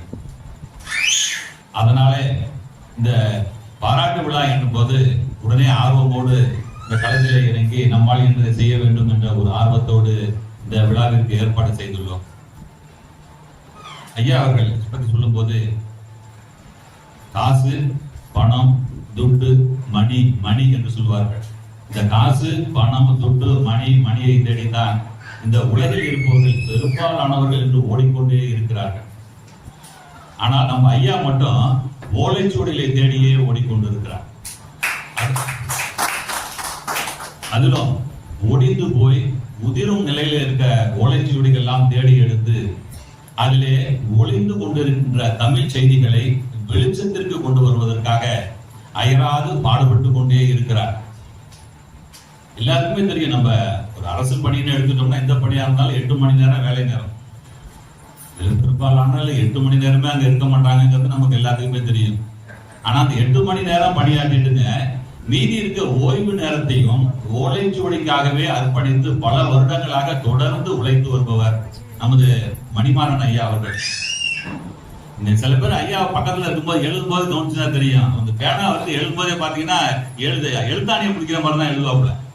சாதாரணமா நம்மள மாதிரி இந்த கையை அப்படி கைக்குள்ள 2 விரலுக்கு நடுப்புற பேனாவை பிடிச்சிட்டு எழுதுற பழக்கமே அவங்களுக்கு கிடையாது. இப்படிதான் வச்சிருப்பாங்க. பேனாவே நம்ம எழுதுற இங்கு பேனாவையே எழுத்தாணி பிடிக்கிற மாதிரி தான் எழுதுவாங்க. அது அப்படியே அவங்க ஐயாவோட ரத்தத்திலேயே ஊறி போயிடுச்சுன்னு தான் நினைக்கிறேன் நான். இது அதே மாதிரி பல மாணவர்களை உருவாக்கி கொண்டே இருக்கிறாங்க. இந்த ஓலைச்சுவடிங்கிறது இன்னைக்கு அழிஞ்சு போயிட்டு, ஓலைச்சுவடிங்கிறது ஏற்கனவே அழிகிற நிலையில இருக்கு. அதை ஓலைச்சுவடியில இருக்கிறத பதிப்பு செய்து புத்தகமா மாற்ற ஆதத்துக்கான திறன் உள்ள மாணவர்கள் இன்று இல்லாமலே போயிட்டாங்க. ஏன்னா அந்த ஓலைச்சுவடியில படிச்சு அதை பதிப்பு செய்யறதுங்கிறது ஒரு தனி திறமை வேணும். அந்த எழுத்த புரிஞ்சுக்கிட்டவங்களா இருக்கணுங்கிறதுக்காக அதுக்காக பயிற்சி கொடுக்குறாங்க. இது எந்த விதமான ஒரு கட்டணமும் இல்லாம இந்த பயிற்சியை கொடுக்குறாங்க. அதான் சிறப்பு. ஒரு ஆசிரியர்னா கூட சாமிநாட்டில் பார்த்தீங்கன்னா ஒரு தனி பயிற்சின்னு எடுத்துட்டு அதுல ஒரு பணம் சம்பாதிக்கிறதுக்கு என்ன வழி இருக்குன்னு பார்த்துட்டு இந்த காலத்துல ஓலைச்சுவடியில காப்பாற்றணும், ஓலைச்சுவடிகளை எழுத்தெல்லாம் பதிப்பிக்கணுங்கிறதுக்காக தனது ஓய்வு நேரத்தையும் பணி நேரமாக மாற்றி இதற்காக ஐயா அவர்கள் உழைத்துக் கொண்டே இருக்கிறார். இந்த பாரத பிரதமர் பாராட்டினதுனால இன்னைக்கு ஐயாவோட பேர் இந்தியா மட்டுமல்ல இந்திய எல்லைகளை தாண்டியும் மணிமாறன் மணிமாறன் என்ற பேரானது இன்று மூளை முழுக்கெல்லாம் இந்த உலகத்தின் மூளை முழுக்கெல்லாம் ஒழித்துக் கொண்டே இருக்கிறது. இவரை பாராட்டணும்னு நினைக்கும் போது எனக்கு ஒரே ஒரு நினைவுதான் வந்துச்சு. நம்ம முக்கியமா பாராட்ட வேண்டிய ஒருத்தவங்க ஐயா மட்டுமே பாராட்டிட்டு இருக்கமே எனக்கு தோணுச்சு. ஏன்னா ஐயாவோட செய்ய பணியெல்லாம் பார்க்கும்போது இதற்கெல்லாம் காரணமாக இருந்தவர் யாருன்னு கேட்டீங்கன்னா நம்ம வீட்டுக்கார அம்மா தான். நம்ம யாரும் அவரை சொல்லாலும் மறந்துடானுங்க. என்ன வீட்டு பக்கமே ராமணி போட்டு இடம்னு போய் உட்கார்ந்துருக்கேன்னு ஒரு நாள் ஆரம்பிச்சாங்கன்னா அதுக்கப்புறம் முடிஞ்சு போச்சு வாழ்க்கை. எங்க இருக்கு சரஸ்வதி மகாலியா அப்படி வரும்போது அப்படியே ரேஷன் கடைக்கு போயிட்டு ஜாமெல்லாம் வாங்கிட்டு வாங்கன்னு சொன்னாங்கனாலே போய் பாதி வேலை முடிஞ்சு போயிடும். ஆனா இதையெல்லாம் செய்யாம அவங்க ஐயா அவர்களை தன்னோட தான் மனம் விரும்புகிற பணியை முழு நேரமாக செய்வதற்கு அனுமதித்துக் கொண்டிருக்கிறார்கள். அவரது குடும்பம் அனுமதிக்கிறது, அவரோட 2 பெண்களும் இதை அனுபவிக்கிறாங்க. அனுமதிச்சு நீங்க போய் பாருங்கப்பான்னு சொல்லிட்டு குடும்ப பாரத்தை அவங்க சுமந்துக்கிட்டு இந்த ஓலைச்சுவடியோட பாரத்தை ஐயா தலையில ஏற்றி இந்த வேலையை பாருங்க, நீங்க இந்த வேலை குடும்பத்தை நான் பார்த்துக்கிறோன்னு விடுறாங்க. அதனால இந்த உலக புகழ்பெற பெற்று இன்று உலகத்தின் மூலை முழுக்கெல்லாம் ஒழித்துக் கொண்டிருக்கும் மணிமாறன் ஐயா அவர்களை பாராட்டும் போது அவரோட வாழ்க்கை இணையரையும் சேர்ந்து பாராட்ட வேண்டும் என்று கூறி அவர்கள் இருவருக்கும் எனது மனமார்ந்த வாழ்த்துக்களையும் பாராட்டுதல்களையும் தெரிவித்து விடைபெறுகிறேன். நன்றி, வணக்கம். ஒரு அற்புதமான நிகழ்ச்சியில எனக்கு ஒரு வாய்ப்பு, பிறருக்கு இல்லாத ஒரு மகிழ்ச்சி எனக்கு. இங்கெல்லாம் ஆசிரியர்னு கொண்டாடக்கூடிய பெருமதிப்பிற்குரிய முனைவர் மணிமாறன் எனக்கு மாணவர். அதே மாதிரி ஆவணக்குறிசல் பாராட்டக்கூடிய மதிப்புக்குரிய திரு ஜெயக்குமாரின் என்னுடைய மாணவர்.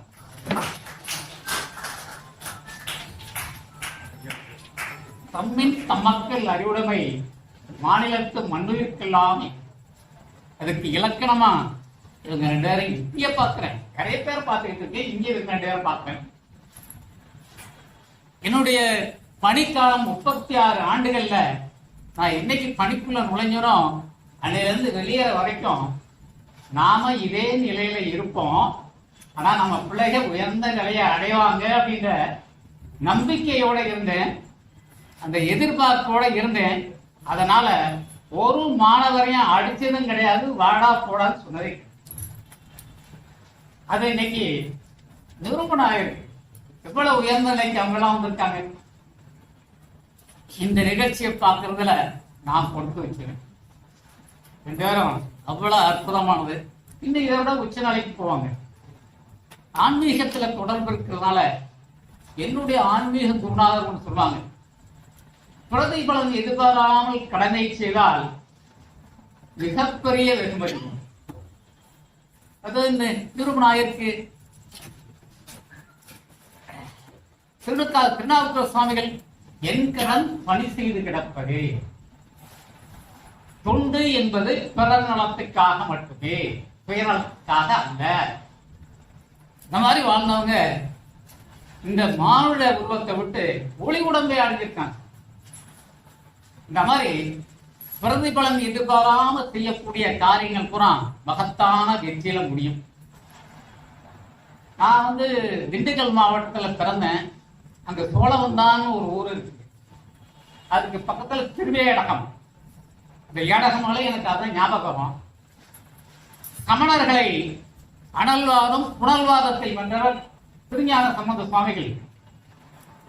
இப்போ வைகை ஆற்றில் விடப்பட்ட அவருடைய பாடலானது, அந்த ஓலைச்சுவடியானது நீரோட்டத்திற்கு எதிராக சென்று கரையேறிய இடம்தான் திருவேடகம். திருவேடகமும் திருஞான சம்பந்தரும் போல இந்த ஏடகமும் மணிமாறனும் காலத்தை வென்றிருப்பார். வாழ்த்து என்பது மேலும் வளர்ச்சி, வாழ்த்த வாழ்த்த வளருவார்கள். ஆமா, அந்த பெரிய ஆன்மீக இயக்கத்தை சார்ந்த ஐயா இருக்காங்க. அப்படியே வாய திறந்தால் என்ன, வாழ்த்த வளங்க, வாழ்த்த வையகம். வாழ்த்து என்பது, பாராட்டுதல் என்பது மேலும் மேலும் உச்ச நிலையை அடைவதற்கு இவங்க 2 பேரும் இன்னும் அவர்களுடைய பணியில் இமயத்தை எட்டுவார்கள், எட்ட வேண்டும். அதனால இந்த ஏடகத்தில் எனக்கும் ஒரு சிறு வாய்ப்பு கொடுத்தாங்க. ஒரு 2 முறை சிறப்புரை, 1 முறை தலைமை உரைக்கு வாய்ப்பு கொடுத்திருக்காங்க. அதுக்காகவும் நன்றி.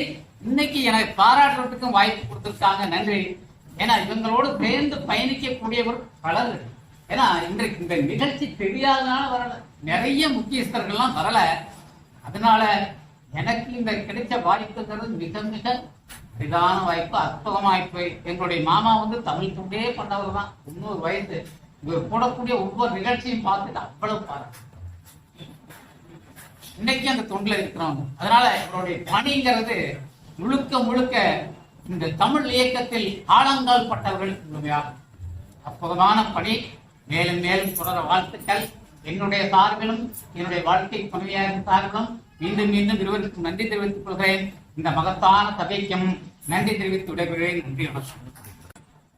சந்தனத்துக்கு விளம்பரம் தேவையில்லைங்க, பூக்கடைக்கு விளம்பரம் தேவையில்லை. அப்படின்னா ஒரு அகில் மரத்தோட நம்ம அன்றாடம் மண்ணா பழகிட்டு இருக்கோம். ஆனா அதோட பெருமை நம்ம தஞ்சை இன்னும் கொண்டாடலை. அது மனம் வருத்தம் தான் எனக்கு. தஞ்சை நகர மக்களுக்கு இன்னும் தெரியல, தமிழ்நாட்டு மக்களுக்கு இன்னும் தெரியல.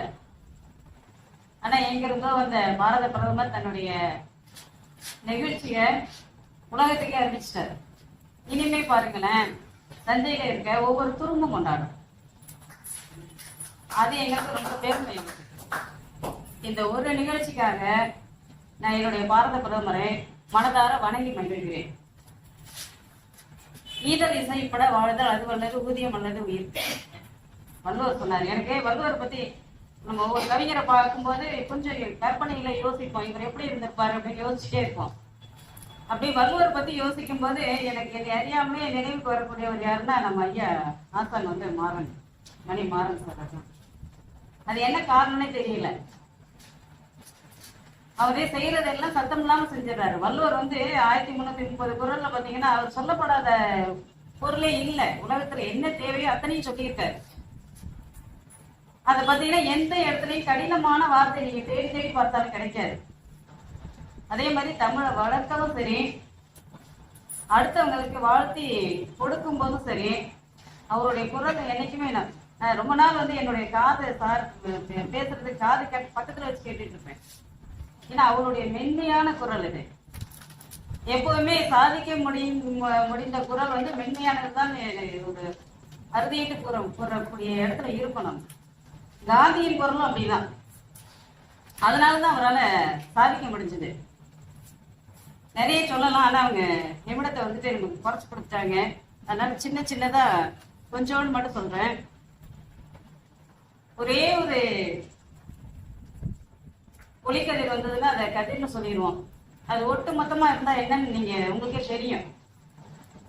அந்த ஒட்டு மொத்தத்தின் பிரதிபலிப்பு தான் என்னுடைய ஆசான். தமிழுக்கு எத்தனையோ புதல்வர்கள் இருந்திருப்பாங்க. அதுல இளைய புதல்வர், இன்றைய இளைய புதல்வர் என்னுடைய ஆசான். என்முகம் காட்டும் மனதின் குரல், அது இந்திய பிரதமரின் குரல் மட்டுமல்ல, என் அன்னை தமிழின் அழகு குரல். பொன்னசங்கர் வரலாற்று ஆய்வுக்காக போனோம். அது என்னுடைய முதல் பயணம். ஆய்வுக்காக போனது முதல் பயணம். அந்த பயணம் பார்த்தீங்கன்னா என்னுடைய கண்களை 2 விதமா மாற்றி விட்டுருச்சு.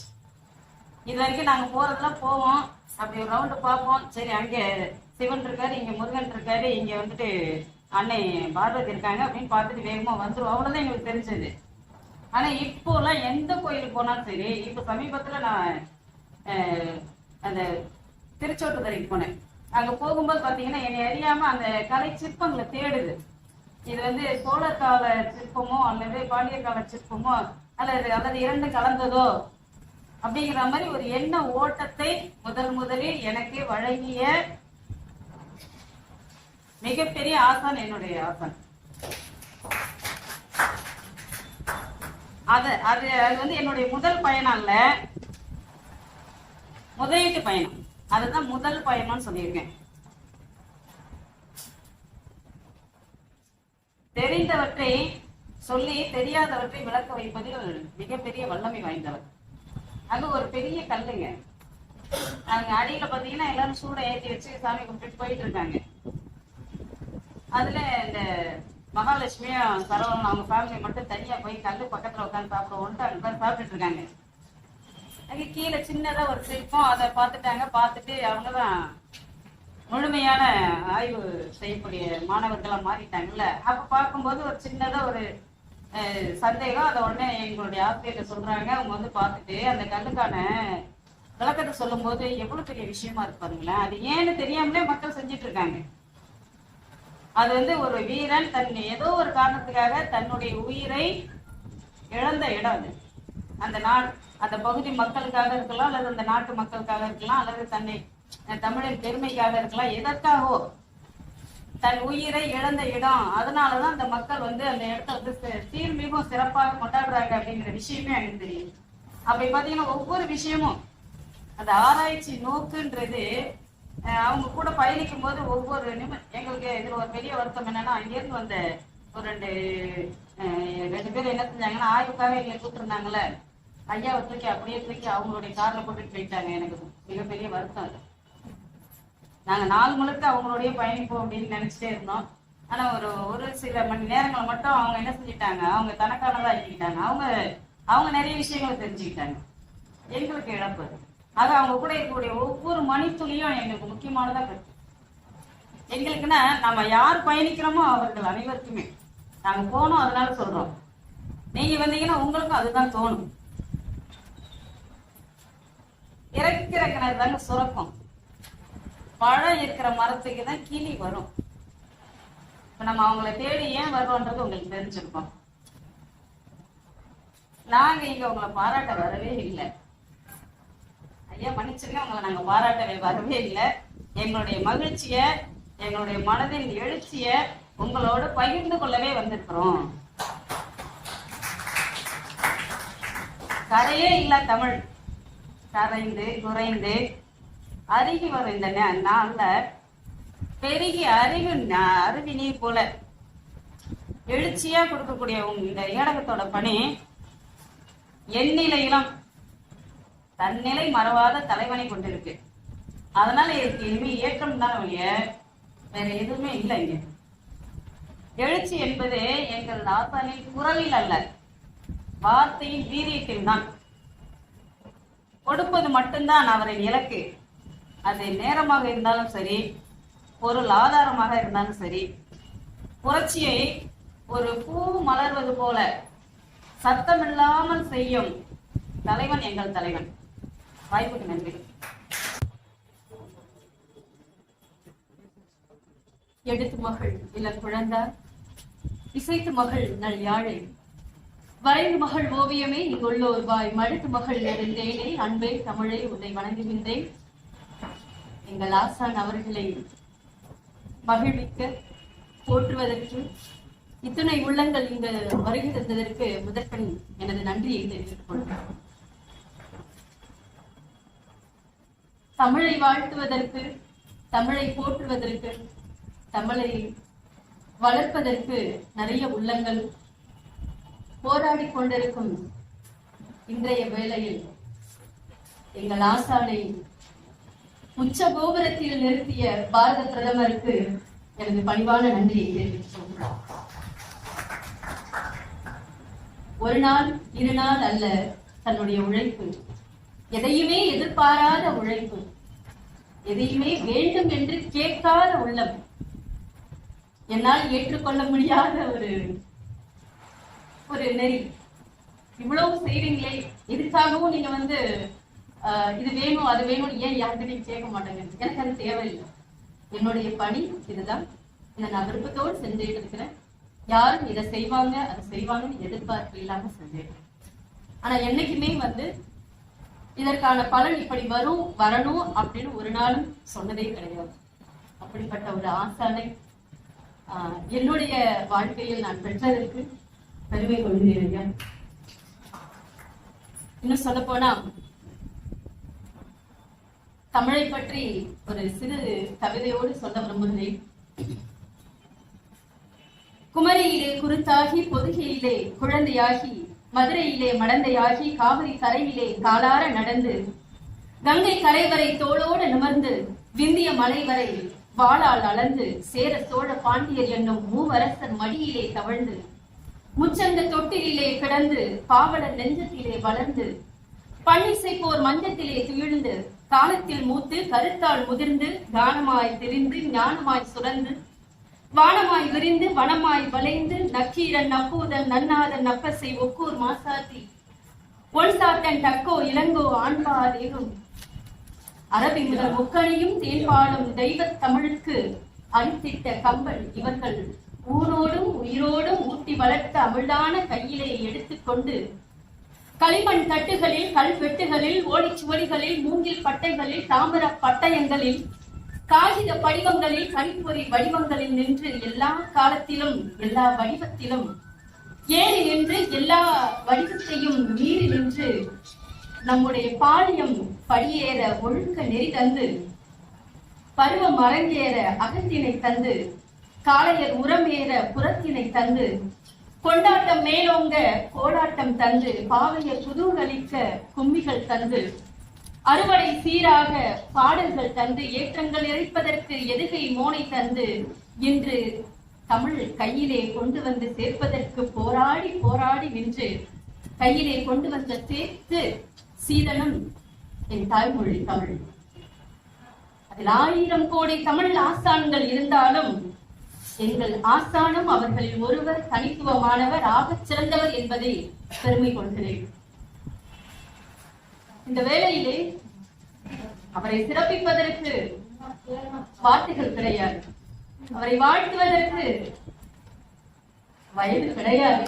இருந்தாலும் வாழ்த்துவதற்கு எனக்கு ஒரு வாய்ப்பு அளித்துள்ளீர்கள்.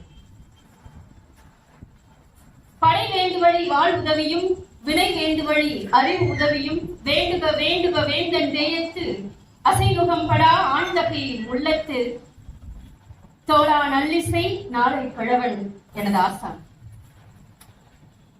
ஒருவன் படை வேண்டும் என்று கேட்கும் போது படைகளை மட்டுமல்ல, அவனோடு சேர்ந்து சிறந்த போர் கருவிகளையும் கொடுத்து உதவுவது போல, வினை வேண்டுவழி அறிவு உதவியும், என்ன சந்தேகம், இந்த நேரத்தில் எப்படி செயல்படுவது என்று உரைக்கும் போது சிறந்த அறிவுரைகளையும்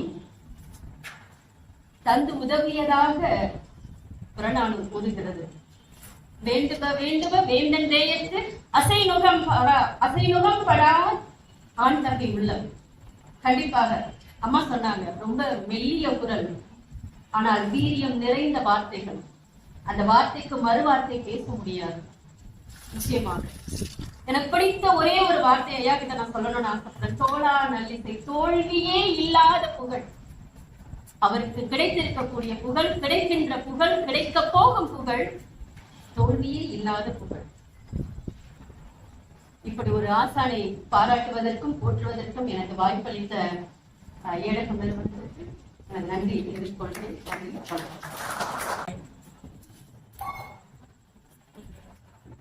காலங்கள் பல கடந்தும் தமிழ் மனமும் சுவையும் இளமையும் மாறாமல் இருக்கும் கன்னி தமிழாகிய தமிழ் அன்னையை வணங்கி, தமிழ் தாத்தா விட்டு சென்ற இடத்தை வாரிசாக நமக்கு வழங்கி கொண்டிருக்கும் ஐயா அவர்களுக்கு நமது பாரத பிரதமர் அவருடைய உழைப்பிற்கு கொடுத்த வெகுமதி தான் இந்த பாராட்டு நிகழ்வு.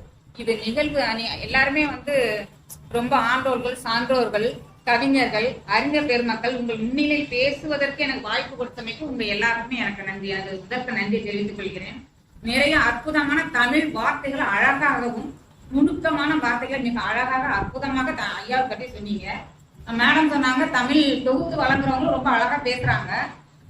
நிமிடங்கள் 2 நிமிடங்கள் கொடுத்திருக்கிறாங்க. 4 வீட்டை போய் சாவி எடுத்துருவோம். மாமியாரை பார்த்து வீட்டுக்கார போயிருக்காரு, அதனால நான் கிளம்பணும்.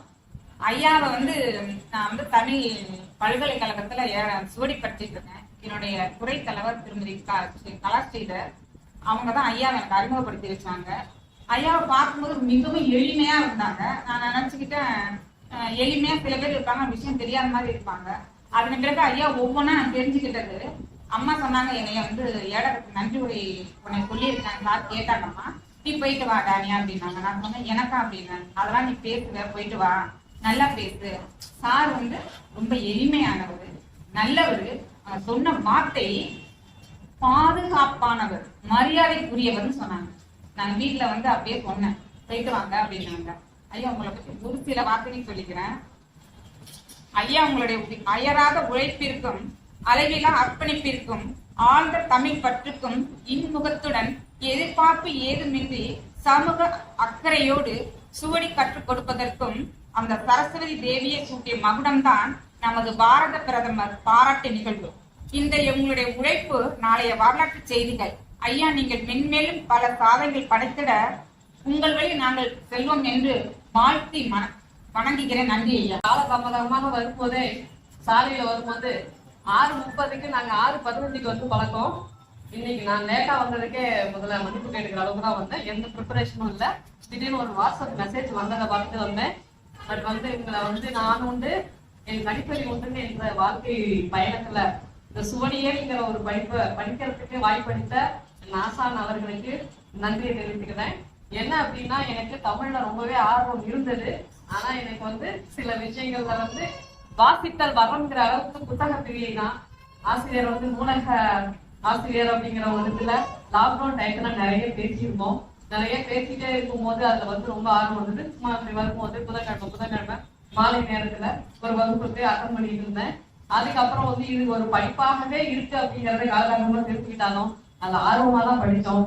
என்னுடைய பல்வேறு குடும்ப சூழ்நிலை காரணத்துல இடையில என்னைக்காக தான் நான் லீவ் போடாம வந்து கற்றுக்கிட்டேன். நான் நிறைய விஷயங்கள் இன்று வாழ்த்து சொல்றோம். இன்னைக்கு உண்மையிலேயே நம்ம ஊர்ல நம்ம பாராட்டல, இன்னைக்கு எங்கோ இருந்து அவங்க வந்து சொல்லும் போதுதான் திரும்பி பாக்குறோம். ஆனா பாராட்டுதல்கள் மட்டுமே நம்மளோட இது இல்ல, செய்யற பணிவு கூட தெரியாம செய்யறாங்க பாருங்க.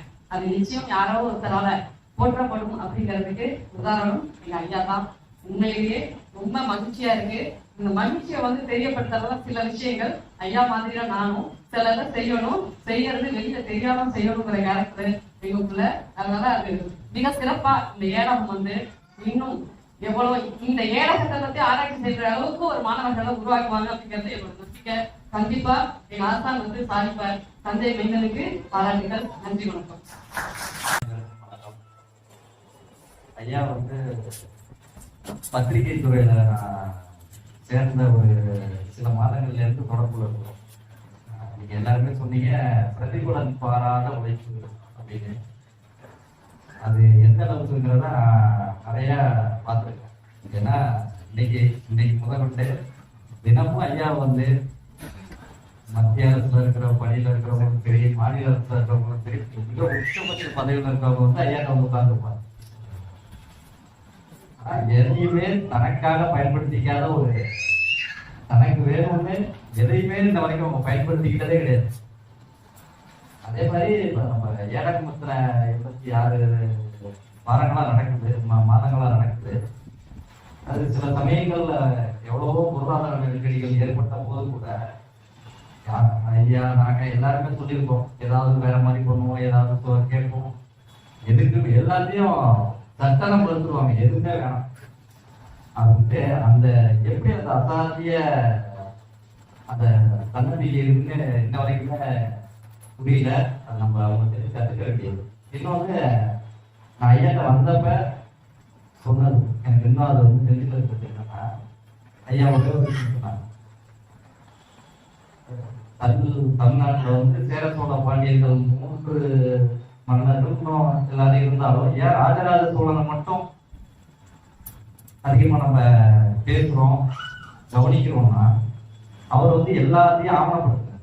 அவர் செஞ்சது மட்டும் இல்லாம எல்லாத்தையும் ஆவணப்படுத்துறார்.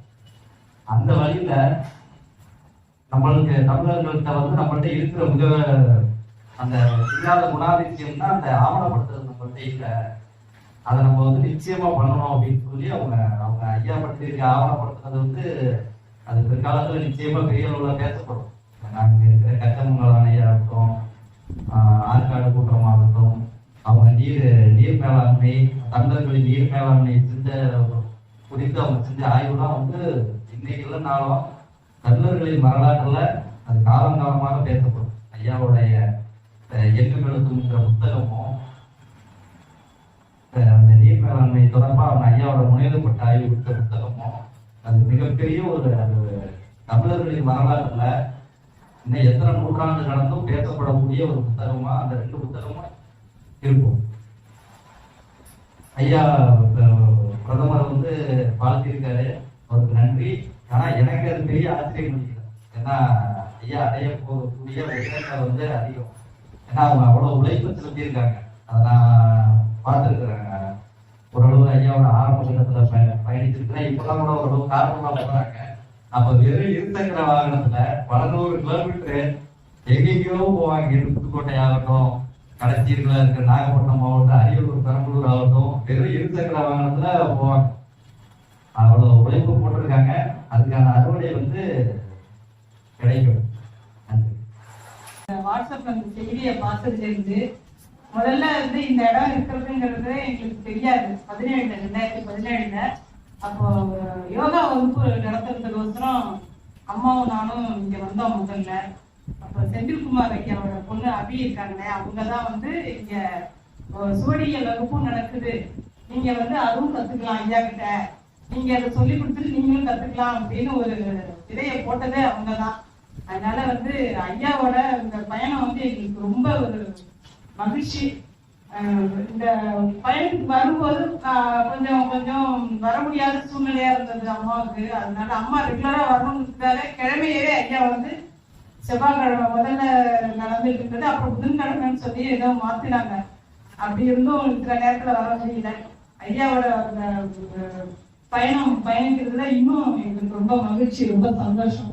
வாழ்க்கையாளர்கள் ஐயா வந்து உடல்நலம், நீலாயுள், நிறை செல்வம், உயர்ப்புகள், மெய்ஞானம் பெற்றும் ஓங்கி வாழ்க வளமுடன், வாழ்க வளமுடன், வாழ்க வளமுடன். கணித மாலை வணக்கங்கள். பாரத பிரதமர் அவர்கள் உலகிலேயே மிகப்பெரிய ஜனநாயக நாடு இந்தியா, இத்தகைய நாட்டின் பிரதமர் அவர்களால் பாராட்டு பெற்றார் என்றால் நமக்கெல்லாம் அனைவருக்கும் பெருமை, தமிழ்நாட்டுக்கு பெருமை, அனைவருக்கும் பெருமை. அந்த மகிழ்ச்சியை இங்கே பகிர்ந்து கொள்கிறோம். இத்தகைய வாய்ப்புக்கு நானும் பெருமைப்படுகிறேன். வரலாற்றில் எத்தனையோ தமிழ் அறிஞர்கள் தூய தமிழை மீட்டெடுப்பதற்கும், கலாச்சாரத்தை, பண்பாட்டை, தமிழர்களின் அடையாளத்தை மீட்டெடுப்பதற்கும் எத்தனையோ அறிஞர்கள், தலைவர்கள் எல்லாம் அர்ப்பணிப்போடு பாடுபட்டு நிறைய பணியாற்றி இருக்கிறார்கள். அவர்களின் வரிசையில் ஒரு குறிப்பிட்ட இடத்தை நமது ஏடக நிறுவன தலைவர் ஐயா மணிமாறன் அவர்கள் அத்தகைய ஒரு வரலாற்று பதிவை அவருக்கு கிடைத்திருக்கிறது இந்த பாராட்டு என்பது. இதற்கு முன்னர் வாழ்த்துறை வழங்கியவர்கள் எத்தனையோ உதாரணங்கள் சொன்னார்கள். நானும் என்னுடைய தரப்பில் ஒரு சின்ன உதாரணம் சொல்லலாம் என்று நினைக்கிறேன். ஐயா அவர்களை தூக்கத்தில் தட்டி எழுப்பினாலும் கூட வரலாற்று ஆய்வு சம்பந்தமாக, தூய தமிழ் மொழியை சம்பந்தமாக ஏதேனும் ஒரு விளக்கத்தை சொல்லிவிடுவார்கள். அதுக்கான இந்த ஒரு சின்ன உதாரணம். ஒரு முறை தமிழ் அறிஞர் தேவனைய பாவனார் அவர்கள் ஒரு சாலையோரம் அப்படியே நடந்து கொண்டு போயிருந்தார். ஒரு சிறுவன் சைக்கிள் ஓட்ட கற்றுக் கொண்டிருந்தார். தவறுதலாக நிலை தடுமாறி அந்த சைக்கிளை பாவனர் நேரு மீது மோதிவிட்டார். உடனே அந்த சிறுவன் பயந்து போய், ஐயா என்னை மன்னித்துவிடுங்கள் ஐயா என்று நடுங்கிக் கொண்டே சொன்னான். உடனே தேவனைய பாவனார் அவர்கள் அதை பொருட்படுத்தவே இல்லை. என்ன சொன்னார் என்றால், தம்பி இங்க வாப்பா, மன்னித்து விடு என்று சொல்வதை விட தூய தமிழ் வார்த்தையும் இருக்கிறது. பொறுத்துக் கொள்ளுங்கள் ஐயா என்று சொல்ல வேண்டும் என்று. அந்த தருணத்தில் கூட அதை இந்த சிறுவன் பேசிக் கொண்டிருந்தான். ஆனா அந்த தருணத்தில் கூட அதை பொருட்படுத்தாமல் அந்த தமிழ் மீது உள்ள அவருக்கு ஒரு பற்றுதலை அந்த இடத்தில் வெளிப்படுகிறது. இந்த ஒரு உதாரணத்தை அவர் ஐயா அவர்களை தூக்கத்தில் எழுப்பிவிட்டால் கூட அந்த தமிழருடைய வரலாற்று அடையாளங்களை, தூய தமிழை, தொல்பொருள் ஆய்வை பற்றி சொல்வார். அத்தகைய ஒரு முன்னெடுப்போடு அர்ப்பணிப்போடு செயல்படுகிறார். இதெல்லாம் நமக்கெல்லாம் பெருமை. அந்த மகிழ்ச்சியை பகிர்ந்து கொள்கிறோம். பாரத பிரதமர் நரேந்திர மோடி அவர்கள் பாராட்டி இருக்கிறார். ஆனால் அதையும் கடந்து இன்னும் பெரிய அளவில் பாராட்டுகளும் அங்கீகாரமும் இருக்கும். அது ஐயா அவர் கிடைக்க வேண்டும் என்று சொல்லி வாய்ப்பளித்தமைக்கு நன்றி கூறி நன்றி. சான்றோருக்கும் மாணவர்களுக்கும் ஆசிரியர்களுக்கும் ஆசிரியரான அமர்ந்த மாணவருக்கும் மாணவரான ஆசிரியருக்கும் பல வகையில் கலந்து கொண்டு இந்த சூழலில் நம்மை இணைத்துக் கொண்டு கலந்து கொண்டுள்ள இந்த பாராட்டு விழாவில் உங்கள் அனைவருக்கும் எனது இனிய மாலை வணக்கத்தை தெரிவித்துக் கொள்கிறேன். தீபம்ங்கிறது நம்ம எல்லாமே வீட்டில் எல்லாமே வச்சுக்கலாம். தீபத்தோட படம் நமக்கு எல்லாருக்குமே தெரியும். அதே ஒரு தீபம் ஒரு மலை உச்சியில இருந்ததுன்னா அது ஒரு போற்றுதலுக்கும் இறை வணக்கத்திற்கும் பெருமைக்கும் உரியதாக ஆகிறது. அந்த வகையில் தான் இந்த சுவடியிலும் ஒரு குடத்தில் இட்ட விளக்காய் சுடர்விட்டுக் கொண்டிருந்த சுவடியலை தனது ஆற்றலாலும் தனது உழைப்பாலும் ஒரு குன்றின் மேல் இட்டவர் நமது ஆசிரியர் மணிமாறன் ஐயா அவர்கள். அவர்களுக்கு அதன் பிரதிபலனாகவே நமது பாரதத்தின் முதல் மந்திரி அவர்கள் அவருடைய புகழை இமயத்தின் உச்சிக்கு எடுத்து சென்றது அதைவிட நமக்கு மிக சிறப்பான ஒரு தருணமாக அமைந்தது.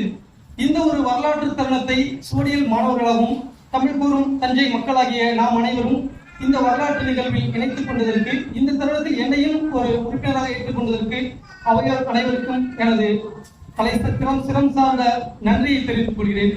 ஐயா அவர்களுக்கும் எனது வாழ்க்கையை தெரிவித்துக் கொள்கிறேன். நன்றி, வணக்கம். அவையோர் அனைவரையும் வணங்கி மகிழ்கின்றேன். என்னுடைய ஆசிரியரை வணங்கி மகிழ்கின்றேன். நான் பூண்டி புத்தூர் கல்லூரியில் பொருளாதாரத்துறை ஆசிரியராக பணியாற்றுகிறேன். என்னுடைய ஆசிரியர் நான் முதலில் 7ஆம் வகுப்பு படிக்கும் போது இவரை கண்டிருக்கிறேன். எல்லோரும் இவருடைய தமிழ் ஆர்வத்தை சொன்னார்கள். நான் சிறுவனாக தூயார் மேல்நிலைப்பள்ளியில் படிக்கும் பொழுது ஆசிரியர் அவர்கள் சைக்கிளில் எங்கள் தெருவுக்கு, நான் பூக்காரத்தில் வசிக்கிறேன், எங்கள் தெருவிற்கு ராஜேந்திரன் என்பவரை சந்திக்க வருவார். அவர் தமிழ் சார்ந்து மிகவும் நெடிய வெறி கொண்டவர் என்றே சொல்லலாம். இவர்களும் அவரும் நான் அந்த ஒரு மில் இருக்கும், அதில் நீண்ட உரையாடிட்டே இருப்பாங்க தமிழ் சார்ந்து. சமயத்துல நடுநிசியாயிடும். நான் அப்பதான் இவங்க யாரும் கேட்பேன். இவங்க பேர் சரபோஜி, தமிழ் சார்ந்து உள்ளவர். அதுக்கப்புறம் எனக்கு ஐயாவுக்கு உள்ள தொடர்பு இல்லை. நான் ஒரு உண்மையா ஒரு ஆராய்ச்சி மாணவரா ஒரு உண்மையான ஆராய்ச்சி நூல் வெளியிடணும், என்னோட ஆராய்ச்சி கட்டுரை உண்மையானதா இருக்கணும் அப்படிங்கிற ஷார்ட் தான் கற்றுக்கிட்டேன். நான் ஆராய்ச்சி சம்பந்தமா எல்லாரும் எனக்கு அறிவுரை சொன்னது இதுல இருந்து கொஞ்சம் எடுத்து அதுல இருந்து கொஞ்சம் எடுத்து பண்ணிடலாம்னு சொன்னாங்க. ஆராய்ச்சிங்கிறது உண்மையா இருக்கணுங்கிறத முனிபாரதி பிரிண்டர்ஸ்ல ஆராய்ச்சி சம்பந்தமா என்னோட நடந்துட்டு போது சந்திக்கும் போது ஆராய்ச்சி உண்மையா இருக்கணும், எப்படி இருக்கணும்னு சொல்லி கொடுத்தாங்க. என்னோட பணிவான வேண்டுகோள் என்னன்னா, ஆராய்ச்சி மாணவர்கள் அவசியம் என்னோட ஆசிரியர் போன்றவர்களை சந்திக்கணும். இப்ப எனக்கு அவர்கிட்ட மாணவரா இந்த இப்ப நடந்துகிட்டு இருக்கிற சூரிய வகுப்புல நான் அவரோட மாணவரா சேர்ந்திருக்கேன். இதுல நிறைய கத்துட்டு இருக்கேன். முன்னாடியே அம்மா சொன்னது போல சுவடி சார்ந்து மட்டும் இல்லாம சுவடி சார்ந்தும் அந்த அந்த வகுப்பு நடக்குதுன்னா அன்றைய நிகழ்வோட ஒப்பிட்டு சொல்லக்கூடிய மிகச்சிறந்த ஆசிரியர் அவரு. நிறைய விஷயங்களை கத்துக்கலாம். இவர்கிட்ட ஒரு வகுப்பு நான் அட்டன் பண்ணிட்டு போறேன்னா என்னோட வகுப்பு 5 வகுப்பு எடுக்கும். அவ்வளவு செய்திகளை மிக தெளிவா உணர்வுபடி சொல்றாரு. அவர் நீண்ட ஆய்வு பெற்று மகிழ்வுடன் வாழணும். அன்பிற்கும் மரியாதைக்கு உரிய இந்த மிக எளிமை ஒரு உலக புகழ் பெற்ற ஒரு சம்பவத்தின் பின்னணியில் எந்த ஆடம்பரமும் வெளி உலகிற்கு தெரியாமல் மிக எளிமையாக நடந்து கொண்டிருக்கும் இந்த பாராட்டு விழாவில் கலந்து கொண்டுள்ள கல்வியாளர்களே, சான்றோர்களே, வரலாற்று ஆய்வாளர்களே, கடமையை செய் பலனை எதிர்பார்க்காதே என்பதற்கு உதாரணமாக தனது 25 ஆண்டுகால உழைப்பிற்கு பலனாக பாரத பிரதமர் மாண்புமிகு நரேந்திர மோடி அவர்களால் பாராட்டு பெற்ற நிறைகுடம் எங்கள் அன்பிற்கும் மரியாதைக்கும் உரிய ஐயா மணிமாறன் அவர்களுக்கும் எனது அன்பான வணக்கத்தை தெரிவித்துக் கொள்கிறேன். கிராமத்து வாழ்க்கை, பள்ளி படிப்பு, ஒரு 42 ஆண்டு கால மோட்டார் வாழ்க்கை, அதுல 30 வருஷம் போக்குவரத்து துறையில ஓட்டுநர், பணி ஓய்வு பெற்று 2 வருஷம். இதுதான் நான். எனக்கு விவரம் தெரிஞ்ச நாள்ல இருந்து பணத்து மேல எனக்கு ஆசை வந்ததில்லை. ஆனா என்னை சுத்தி மிக உயர்ந்த எண்ணங்கள் உள்ளவர்களும் மிகச்சிறந்த மனிதர்களும், பணக்காரன், நான் படிக்கிற காலத்துல கூட பணக்காரன் நம்மள்ட்ட சவாதம் வச்சுக்கிறதில்லை. இதெல்லாம் காலப்போக்கில், ஏன்னா நான் மோட்டார்ல வாழ்ந்த காலத்துல கூட ஒரு மாறுபட்ட நிலையில மிக நேர்மையான முறையில வாழ்ந்தேன். அதை இந்த என்னோட ஆசைகளை கிட்டத்தட்ட ஒரு 45 வயசுக்கு அப்புறம் இந்த தவ மையத்துல நிறைவேற ஆரம்பிச்சிச்சு. என்னை சுத்தி மிகப்பெரிய மனிதர்கள்லாம் எனக்கு நட்பா கிடைக்க ஆரம்பிச்சாங்க. அதுக்கப்புறம் சில வருஷங்கள்ல நம்ம ஐயாவோட நட்பு கிடைக்க ஆரம்பிச்சிச்சு. அதுக்கப்புறம் இந்த பூவோட சேர்ந்த நாரும் மணக்குங்கிற மாதிரி ஐயாவோட இருக்க என்னோட கல்விக்கு சம்பந்தம் இல்லாம உலக வரலாறுகளையும் அரசியல் நிகழ்வுகளையும் யதார்த்தங்களையும் ரொம்ப எளிமையா மண்டபத்துல புகுத்தின மிகப்பெரும் எனக்கு ஒரு ஆசான் ஐயா மணிமாறன் அவர்கள். என்னால நம்ப முடியல. இப்ப என்னோட வாழ்க்கை, என்னோட நிலைக்கு, தகுதிக்கு, நான் தப்பால நேரத்தை பேசிக்கல, என்னோட தகுதிக்கு இப்படிப்பட்ட ஒரு சான்றோர்கள் நிறைந்த அவையில எனக்கு இவ்வளவு பெரிய ஒரு மனிதரை வாழ்த்துறதுக்கு வாய்ப்பு கிடைச்சிருக்குன்னு சொன்னா அது மணிமாரையோட நட்பு தான் காரணம், அவரோட பெருந்தன்மை. நான் எவ்வளவோ மனிதர்களை இந்த நிமிஷம் வரைக்கும் சந்திச்சுக்கிட்டு இருக்கிறேன். ஆனா மணிமாறன் ஐயா மாதிரி ஒரு மனிதரை இனிமேல் நான் சந்திக்க முடியுமா அப்படிங்கிறது எனக்கு தெரியல. அவரு என்னால ஆளாக்கப்பட்டவங்க எல்லாம் பல வெளிநாடு, அக்கா பையன், மச்சினா அப்படின்னு சொல்லி எல்லாம் வெளிநாட்டுல இருக்காங்க, பெரிய லெவல்ல இருக்காங்க. அவங்கள்ட்ட நான் இது வரைக்கும் எந்த பிரதிபலனையும் பார்த்தல. ஆனா என்ன சுத்தி உள்ள நல்ல மனிதர்களை சில இல்ல, அதுல உச்சக்கட்ட பெருமையா நான் மணிமாரையாவுக்கு நான் தான் முதல்ல வாழ்த்து போட்டேன். சண்முகோடு ஒரு வாழ்த்து நீங்க பார்த்துருப்பீங்க. ஆனா ஐயா போட விடாண்டாங்க. பிரதமர்லேருந்து அந்த நிகழ்வுல ஐயாவுக்கு கலந்துக்க ஒரு வாய்ப்பு வந்திருக்கு. ஐயா கலந்துக்க போறாங்கன்னா நான் தான் முதல்ல வாழ்த்து தயார் பண்ணி அவங்கள்ட்ட அனுமதி கேட்கிறேன். இதெல்லாம் வேண்டாம் சார், இதெல்லாம் பாருங்க, அவங்க என்ன சாருன்னு சொல்றதுக்கான எந்த தகுதியும் எனக்கு இல்லைங்க. இது வரைக்கும் என் பேர் சொல்லி கூப்பிட்டதே இல்லை. சார் தான் எனக்கு அது எவ்வளவு பெரிய அங்கீகாரங்கிறீங்க. அப்ப சொல்றாங்க அதெல்லாம் கூடாது, நீங்க போடாதீங்கிறாங்க. நான் ரொம்ப கெஞ்சி கூத்தாடி அந்த நிகழ்வுக்கு முதல் நாள் தான் நான் இருக்கிறேன். நான் ஏகப்பட்ட வாட்ஸ்அப் குழுவில் இருக்கிறேன். அதுல போட்டேன், நிறைய எல்லாரும் ஆச்சரியமா நிறைய வாழ்த்துக்கெல்லாம் குமிஞ்சுக்கிட்டு இருந்துச்சு. அதுக்கப்புறம் மறுநாள் சகோதரி ஜெயலட்சுமி அம்மா டீச்சர் அவங்க தான் நம்மளோட ஐயாவோட ஏறாம் குரூப்ல போட்டாங்க. அதுக்கப்புறம் தான் மற்றவங்க அதுல உள்ளவங்களுக்கு எல்லாம் தெரிஞ்சிருக்கும். ஆனா அதுக்குப்படி உலகம் ஃபுல்லா அந்த செய்தி நான் அனுப்பிட்டேன். இப்ப ஐயா பத்தி என்ன சொல்றதுன்னு எனக்கு ஒன்றும் புரியல. இங்க அவங்க எளிமை, ஒன்னும் உலகாதவெல்லாம் ஊரை சுத்தி அப்படியே தன்னோட தற்பெருமை அப்படின்னு வாழ்ந்துட்டு இருக்கிறப்ப ஒரு சின்னோடி நிகழ்வை நான் நினைவு கொண்டு விரும்புறேன். முதல்ல திடீர்னு ஒரு நாள் சொன்னாங்க, வாங்க சார் இங்க ஒரு இந்த இது வரைக்கும் போயிட்டு வருவோம், இந்த பட்டுக்கோட்டைக்கு பாப்பா நாடு வரைக்கும் இந்த உள்ள சங்கர்நாதர் குடியா வரைக்கும் போயிட்டு வரணும் அப்படின்னாங்க. போனாங்க சாரு, டீச்சரு, அப்புறம் அங்க ஒரு அந்த ஈவோ பையன், அப்புறம் இன்னொரு சார், நம்ம சார் எல்லாம் வந்திருந்தாங்க. போய் அவங்க 4 பேர் முண்டி அந்த கோயில்ல அந்த பழங்காலத்துக்கு ஞாபகமா அந்த 4 தூண் மட்டும்தான் இருக்கு, பாக்கி எல்லாத்தையும் சாப்பிட்டாங்க. அந்த தூண் மட்டும்தான் கீழே கிடக்கு. வந்தாங்க, கழுவுனாங்க, அப்படி பார்த்தாங்க. இது 900 வருஷம் ஆகுது. அப்படியே எனக்கு உடம்பு சிலுக்குது. எனக்கு முதல் அனுபவம். அவங்களோட அறிவாற்றல் என்னால கற்பனையே பண்ண முடியல. அப்படியே டக்கு நாங்க 900 வருஷம் அது மதுராந்தக சோழனும் 2ஆம் பராந்தக சோழனும் சொன்னாங்க. அப்புறம் சரசரனாங்க. அவங்க நாம தமிழ் படிக்க கூட நம்ம தடுமாறுவோம். நான் பத்திரிக்கை அவங்க கடகடன்னு அந்த பழைய எழுத்துக்களை சொல்றாங்க. ஒரு ஐயா குறிப்பெடுக்கிறாரு. என்ன நடக்குன்னே தெரியல. நான் வியந்து போன சம்பவம். அதுக்கப்புறம் தான் ஐயாவோட இன்னும் எனக்கு ஈடுபாடு ஆச்சு. சரி, நாங்க டெய்லி காலையில 1/2 மணி நேரம் ஐயாவோட உட்காந்து பேசுறோம். பல விஷயங்களை எங்களுக்கு சொல்லிக் கொடுக்குறாரு. நான் இந்த விஷயங்களை பலருக்கு நான் சொல்றேன். ஐயா அற்புதமான பதிவுகள்லாம் வரலாற்று பதிவுகளை போடுவாங்க. அந்த பதிவுகளை எங்காலங்களுக்கு வெளி உலகம் தெரியாது. மோட்டார்ல உள்ளவங்களுக்கு சில நட்பு அவங்களுக்கு நான் அதை பார்வை பண்ணுவேன். அப்ப நம்ம எல்லாருமே தெரியும், கடந்த 2 நாட்களுக்கு முன்னாடி பிரதமர் ஐயாவை வாழ்த்திட்டு போனப்ப உலக அளவுல ஃபேஸ்புக்கு, இன்டர்நெட், லொட்டோலாடாஸ் இன்னைக்குள்ள விஞ்ஞான வளர்ச்சியில் ஊடகங்கள்ல தேடப்பட்ட ஒரு தனி மனிதர் ஐயா தான் அப்படிங்கிறது மிக மிக பெருமைக்குரிய விஷயம். அதனால ஐயாவோட நட்பு என்னோட இளம் வயது, என்ன சின்ன வயசுலேருந்து என்னோட பெரிய ஆசைகளை கடவுள் தான் நிறைவேற்றிருக்காரு நான் நினைக்கிறேன். இன்னமும் ஐயா வந்து தன்னோட புகழ் இனிமேலுக்கு ஐயாவுக்கு வந்து எல்லையெல்லாம் கிடையாது. காட்டாற்று வெள்ளம் மாதிரி அவங்களோட புகழ் உலக அளவில் போய்கிட்டே இருக்கும். அவங்களோட ஆராய்ச்சிகள் இன்னும் மேல்மேல் நிறைய ஆராய்ச்சி மாணவர்களை உருவாக்கணும்.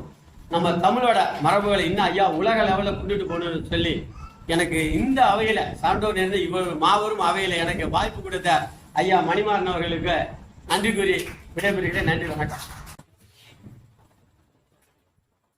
தமிழ் இலக்கிய உலகில குரு பரம்பரை என்ற ஒன்று உண்டு.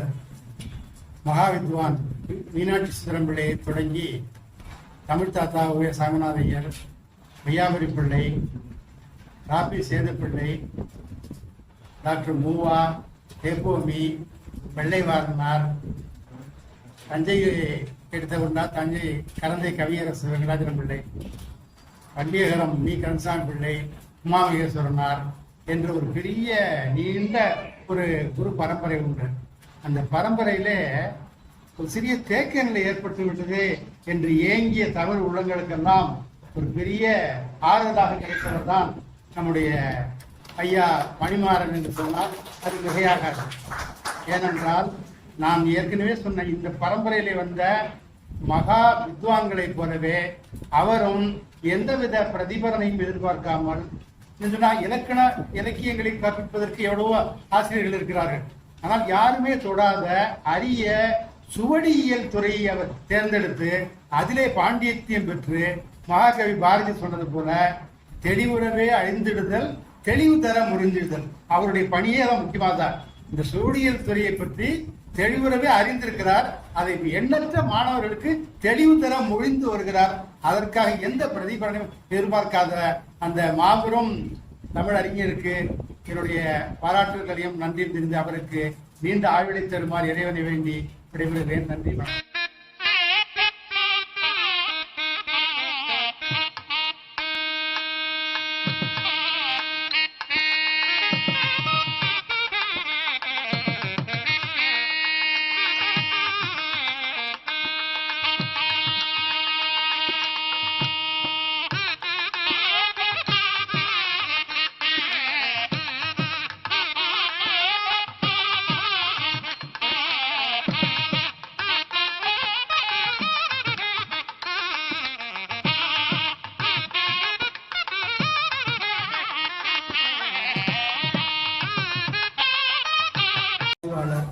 பள்ளியில் அறிஞர், மக்கள் பணிச்செம்மல், களப்பணியாளர் போன்ற பல்வேறு கல்விகளை தமிழ் கொண்டுள்ள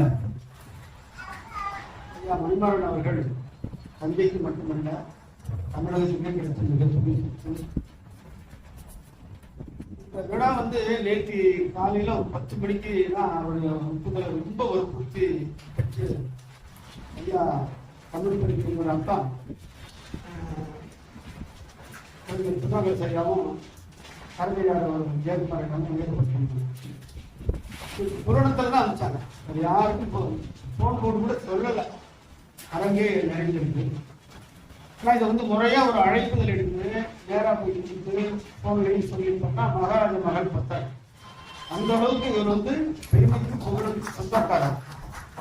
பெருமை இருக்கிற அளவுக்கு எளிமையும் நேர்மையும் இருக்கு. வல்லவர், பல துறையில வல்லவர், ஆயிரம் நல்லவர், ரொம்ப மென்மை. ஒரு சொல்லிட்டே போகலாம். இது ஒன்றும் அவருடைய உழைப்பு, அவருடைய களப்பணி, அவர் எந்த தன்னளவும் கருதாம பொருளாதாரத்துல எவ்வளவு துயர்கள் வந்தாலும் தொடர்ந்து இதை பண்ணிட்டு இருக்கிறது நிறைய ஒரு கிளை மாதிரி. இப்ப நம்மளாம் தான் ஒரு டாக்டரேட் மாதிரி தான் ஏதாவது ஒரு பணியில் பெரிய விரிந்த அளவில் அவங்க செஞ்சிருக்காங்க பல்வேறு பணிகள். அதுக்கு பாரத ரத்னா விருதும் கிடைக்கணும். ஐநா சபை கூட அவரை கூப்பிட்டு அங்கீகாரம் பண்ணணும். ஏன்னா நமக்கு தான் அது தெரியும், பெரியவர்களுக்கு தெரியல. தஞ்சாவூர்ல ஏடகம் மணிமாறன் ஐயா, ஞானத்தந்தர் இலக்கிய மாமணி கலிவரமல் ஐயா, சோழா கந்தசாமி ஐயா, பூவே பாலன் ஐயா, கண்மூசரன் ஐயா, போன்ற ஒரு 10க்கும் மேற்பட்ட தமிழர்கள் இருக்காங்க. அவ்வளவு பண்றாங்க தெரியல. ஐயாவுடைய ஒவ்வொரு நூல்களையும் படிச்சா அவ்வளவு தெரியும். நான் சொல்லிக்கிட்டே போகலாம், காலம் தெரிஞ்சு எல்லாத்தையும் சரியா சொல்லிட்டீங்க. அதனால அவர் நலத்துடன் வளத்துடன் விரும்பி வாழணும், அமைதி ஆராய்ச்சி இன்ப வளத்துடன் வேண்டி வாய்ப்பு நன்றி. அனைவருக்கும் என் வணக்கம். மணிமாறன் தந்தை மகால் அந்த நூலகத்தில் பணியாற்றும் போது ஏதோ ஒரு சாதாரண பணியாளர், ஏன் மணிகண்டன் பெருமாள் அப்புறம் நண்பர்களைப் போல ஒரு பணியாளர் என்றுதான் நினைத்துக் கொண்டிருந்தேன். ஆனால் எவ்வளோ பெரிய உழைப்பு, அவர் அப்பவே ஒரு எல்லாத்தையும் ஆவணப்படுத்துவது என்று வந்தது மிக சிறப்பான ஒன்று. ரொம்ப எளிமையானவர். இன்னும் சொல்லப்போனா இந்த மாதிரி பாராட்டுரையை விரும்பக்கூடியவர் இல்லை. நான் நிறைய சொல்லியிருக்கேன், இந்த விருதுகள்லாம் தமிழக அரசுகள்லாம் நிறைய விருதுகள் தர்றாங்க, ஏகப்பட்ட விருது இருக்கு.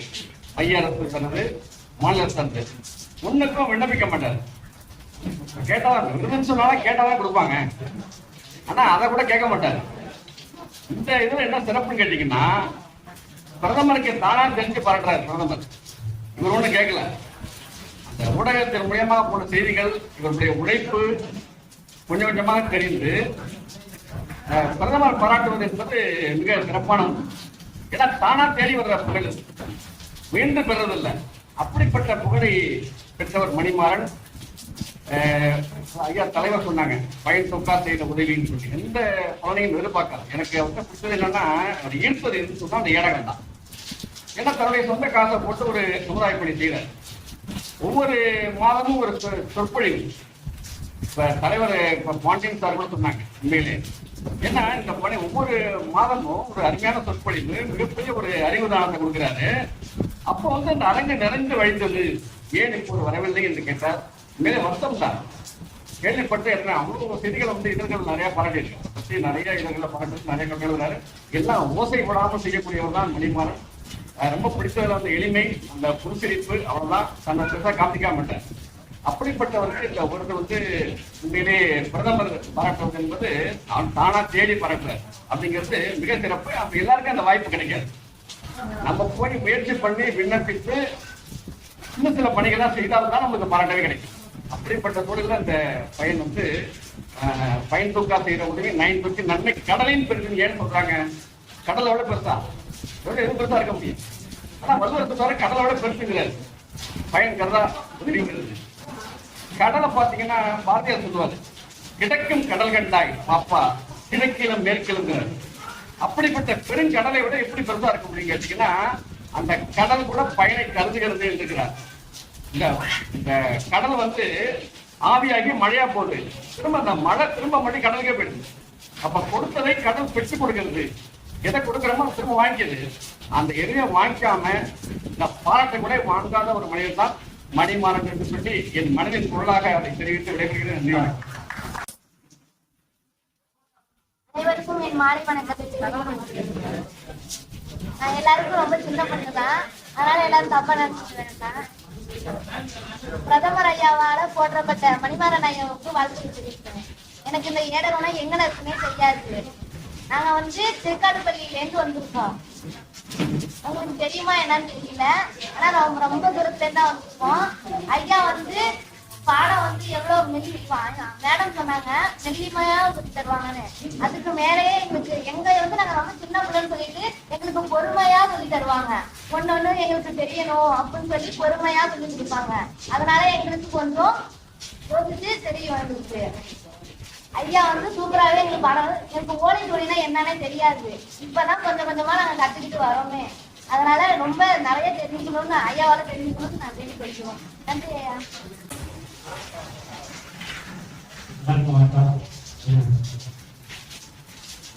நிறைய பேர் வாழ்த்துட்டீங்க.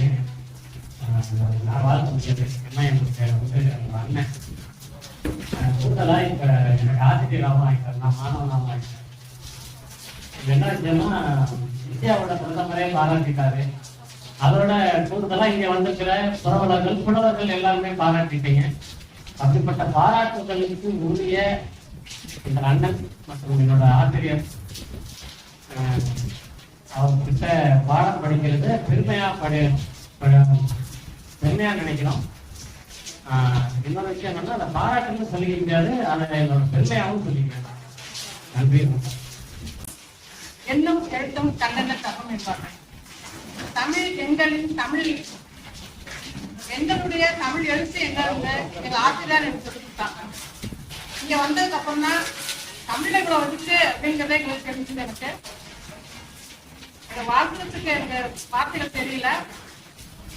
கடவுள் ஏதாவது எனக்கு வரணும் கேட்டா என் ஆயுதையும் சேர்த்து என் ஆசிரியரே கொடுக்கும்படி கேட்கிறேன். தமிழ்நாட்டிலே தஞ்சாவூரிலே பிரதமருடைய மனதின் குரல் நிகழ்ச்சியை பற்றி அதிகபட்சமாக பேசியது இந்த சமயத்தில் தான் என்று நான் நினைக்கிறேன். ஏன் அது பெரிதாக பேசப்பட்டது என்றால், இந்தியாவினுடைய உச்சபட்ச அமைச்சர் தஞ்சாவூரிலே இந்த ஜவுளி செட்டி தெருவிலே ஒரு ஏழகம் என்ற அமைப்பை வைத்திருக்கிறார். இப்படி செயல்பட்டுக் கொண்டிருக்கிறார். அதுவும் இலவசமாக மாணவர்களுக்கு சொல்லி கற்றுக் கொண்டிருக்கிறார். யாரும் தொடாத ஒரு விஷயத்தை தொட்டு காட்டிக் கொண்டிருக்கிறார் என்ற விஷயமானது பிரதமருக்கு எட்டியிருக்கிறது என்றால், பெரிய அளவிலே வேற யாருமே இதை செய்யவில்லை. தமிழ்நாட்டிலே தமிழருடைய வரலாறை பதிவு செய்வதற்கு வேற யாரும் இல்லை என்றுதான் அர்த்தம். இதை பெரிய அளவில் ஐயா செய்து கொண்டிருக்கிறார்கள். சகோதரர் மணிமாறன் அவர்கள் பல ஆண்டுகளாக எனக்கு தெரியும். சமீபத்தில் தான் அவருடைய ஏடகம் நிகழ்ச்சிக்கு இப்பொழுதுதான் ஒரு 2 வருடமாக தான் வந்துருக்கேன். அது இப்போ ஒரு 6 மாசமா கண்டினியூஸா வர்றேன். அப்ப எங்களை வெளியூர்ல இருந்து ஒரு அமைப்பு கான்டாக்ட் பண்றாங்க. அவங்க என்ன தொடர்பு கொண்டு இந்த மாதிரி எங்களுடைய பூர்வீக பற்றி எங்களுக்கு ஒன்றும் தெரியல, எங்களோட அமைப்பை பத்தி ஒன்றும் தெரியல, அதை எங்களுக்கு எடுத்து சொல்ல யாரும் இருக்காங்களா அப்படின்னு கேட்டாங்க. அப்ப உடனடியா நமக்கு ஞாபகத்துக்கு வந்தது ஐயா மணிமாறன் அவர்கள் தான். அவங்க அணுகி கேட்டோம். அவங்க கேட்டப்ப ஒன்றும் பெருசா நம்ம இது பண்ணிக்கல, அதுக்கு என்ன செஞ்சுக்குவோம் அப்படின்னு ஒரே வார்த்தை தான் சொன்னாங்க. அவங்க மாணவர்களையும் அழைச்சிட்டு வந்தாங்க. எல்லாரையும் அழைச்சிட்டு காடு மேடு முள்ளு கல்லு அன்னைக்குதான் எனக்கு போறதுக்கு முன்னாடி சொன்னாங்க, நம்ம வேலைன்னா நான் சாப்பாடு தூக்கம் எதையும் பார்க்க மாட்டேன், அதுக்கு தகுந்த மாதிரி ஆளா இருந்தா மட்டும் வாங்க, மத்தவங்க வர வேண்டாம் அப்படின்னு தான் சொல்லியிருந்தாங்க. சரி, எல்லாரும் சொல்றது தானே, பசி தூக்கம் இல்லாமல் வேலை செய்யறது எல்லாரும் சொல்றது தானே அப்படின்னு நினைச்சிட்டு தான் நானும் கூட போயிருந்தேன். சரி, என்னதான் நடக்குது பார்ப்போம், நம்மளும் இதை பத்தி நமக்கு ஆர்வம் இருக்கு, தமிழ்ல ஆர்வம் இருக்கு, தமிழரோட வரலாற்றுல ஆர்வம் இருக்கு, சரி இவங்க என்னதான் செய்யறாங்க பார்ப்போம் அப்படின்னு போயிருந்தோம். ஆனா ஒரு இடத்துக்கு போனா நம்ம பார்வை ஒரு மாதிரி இருக்கு, ஐயாவோட பார்வை வேற மாதிரி இருக்கு. ஒரு விஷயத்த நுணுக்கமா பாக்குறாங்க, யாரும் பார்க்காத விஷயத்த அவங்க பாக்குறாங்கிறது அவங்க போறப்ப நமக்கு தெரியுது. அதே மாதிரி ஒரு பெரிய கல்வெட்டு, அதுல ஒரு 2 மணி நேரமா தங்கச்சி ஐஸ்வர்யா தான் ரொம்ப கடினமா இது பண்ணாங்க. எல்லா மாணவர்களும் அங்கதான் இருக்காங்க, எல்லா கவனமும் அங்கதான் இருக்குது. சரி, ரொம்ப நேரமா ஒரு 3 மணி நேரம் ஆச்சு, நல்ல வெயில். சரி, தண்ணியே குடிக்கிறேன் கொஞ்சம், ஒரு பாட்டில தண்ணி குடிக்கிறேன் கொடுத்தேன். அது பாட்டில பார்த்தாரு, ஒரு மடக்கு தான் குடிச்சாரு, அப்படியே திருப்பி குடிச்சிட்டாரு. கண்டிப்பா எல்லாம் நல்ல பேருக்கு விரும்புக்கு தான் நிக்கிறோம், ஆனா அவருக்கு அந்த தண்ணி குடிக்கணுங்கிற அந்த சிந்தனை கூட இல்லை. ஏன்னா அந்த வேலையிலேயே அவ்வளவு கவனமா இருக்காருங்கிறத நம்மளால பார்க்க முடியுது. பெரிய வசதி வாய்ப்புகள் எதுவுமே இல்லைங்க. அதே மாதிரி இறங்கி நடந்து போறது, அந்த ஒரு ஏரியில ஒரே முள்ளு, அந்த முள்ளு அளந்து அந்த ஏரிக்குள்ள போய் எவ்வளவு தூரம் போய் அங்க 2 கல்வெட்டுகளை பார்க்கிறது, இதெல்லாம் பாக்குறப்ப அவர்களுடைய வாழ்க்கை என்பது வாழ்க்கை பயணம் கடல் கரகமுரடா இருந்தாலும் அதனுடைய பலன் இருக்குல்ல, அந்த பழம் தமிழ் சமுதாயத்துக்கும் தமிழருடைய வரலாற்றை மீட்பதற்குமான ஒரு விஷயமா தான் நாங்க பாக்குறோம். அவங்க அந்த எங்களை கூப்பிட்ட அமைப்பு ஒரு சாதி அமைப்பு தான். ஐயா சொன்னாரு, அவன் சாதியை பத்தி அவன் பேசிட்டு இருக்கோம், நம்ம தமிழர் மரபு எதுவும் கிடைக்குதான்னு பார்ப்போம், நம்ம போவோம் அப்படின்னு சொல்லிட்டு போய் அதை பார்த்தாங்க. அவங்க பல விஷயங்கள்ல வெளிப்படையா அவங்க அரசியல் இருக்கிறதுனால பல வெளிப்படையா அவங்க பேச முடியாதுனாலும் அவங்க செயல்பாட்டின் மூலமா நம்ம தெரிஞ்சுக்கிறது, அவங்க எந்த ஒரு வரம்புக்குள்ளேயும் அவங்க தன்னை கட்டுப்படுத்திக்கிறது இல்லை. ஒன்லி அந்த வேலை வேலை வேலை வேலை அந்த அந்த இதுல அவங்களுடைய எடுத்துக்கொண்ட பணியில எப்படி சிறப்பா செய்யணுங்கிறது முழு நோக்கத்தோட அதிலே தான் குறியா இருக்காங்க. வேற எந்த ஒரு இதுலயும் டைவர்ட் ஆகிறது இல்லைங்கிறது வேற எந்த அனாவசியமான நிகழ்ச்சிகள் எதுலையும் நான் இது வரைக்கும் அவரை பார்க்கல. தமிழ் தொடர்பான அவருடைய டிபார்ட்மெண்ட் தொடர்பான விஷயங்களை மட்டும்தான் பார்க்கிறோம். பிரதமருடைய வாழ்த்து என்பது அவருடைய கிரீடத்திற்கு ஒரு மணிமகுடம் ஒரு கத்தனக்கல்லா தான் நான் பார்க்கிறேன். மேலும் அது போன்ற மேலும் பல கற்கள் அவர்களுக்கு கிடைக்கும் என்று இறைவனை வேண்டி விடைபெறுகிறேன்.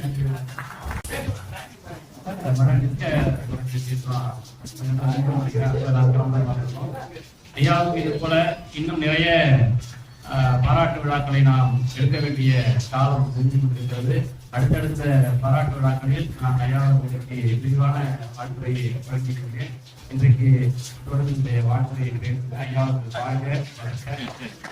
அவரை பின்பற்றி அவருடைய அடிபற்றி அவருடைய நிழலாக நாங்கள் இன்றைக்கு விருப்பம் குறித்து ஐயாவை வாழ்த்து வருகிறேன்.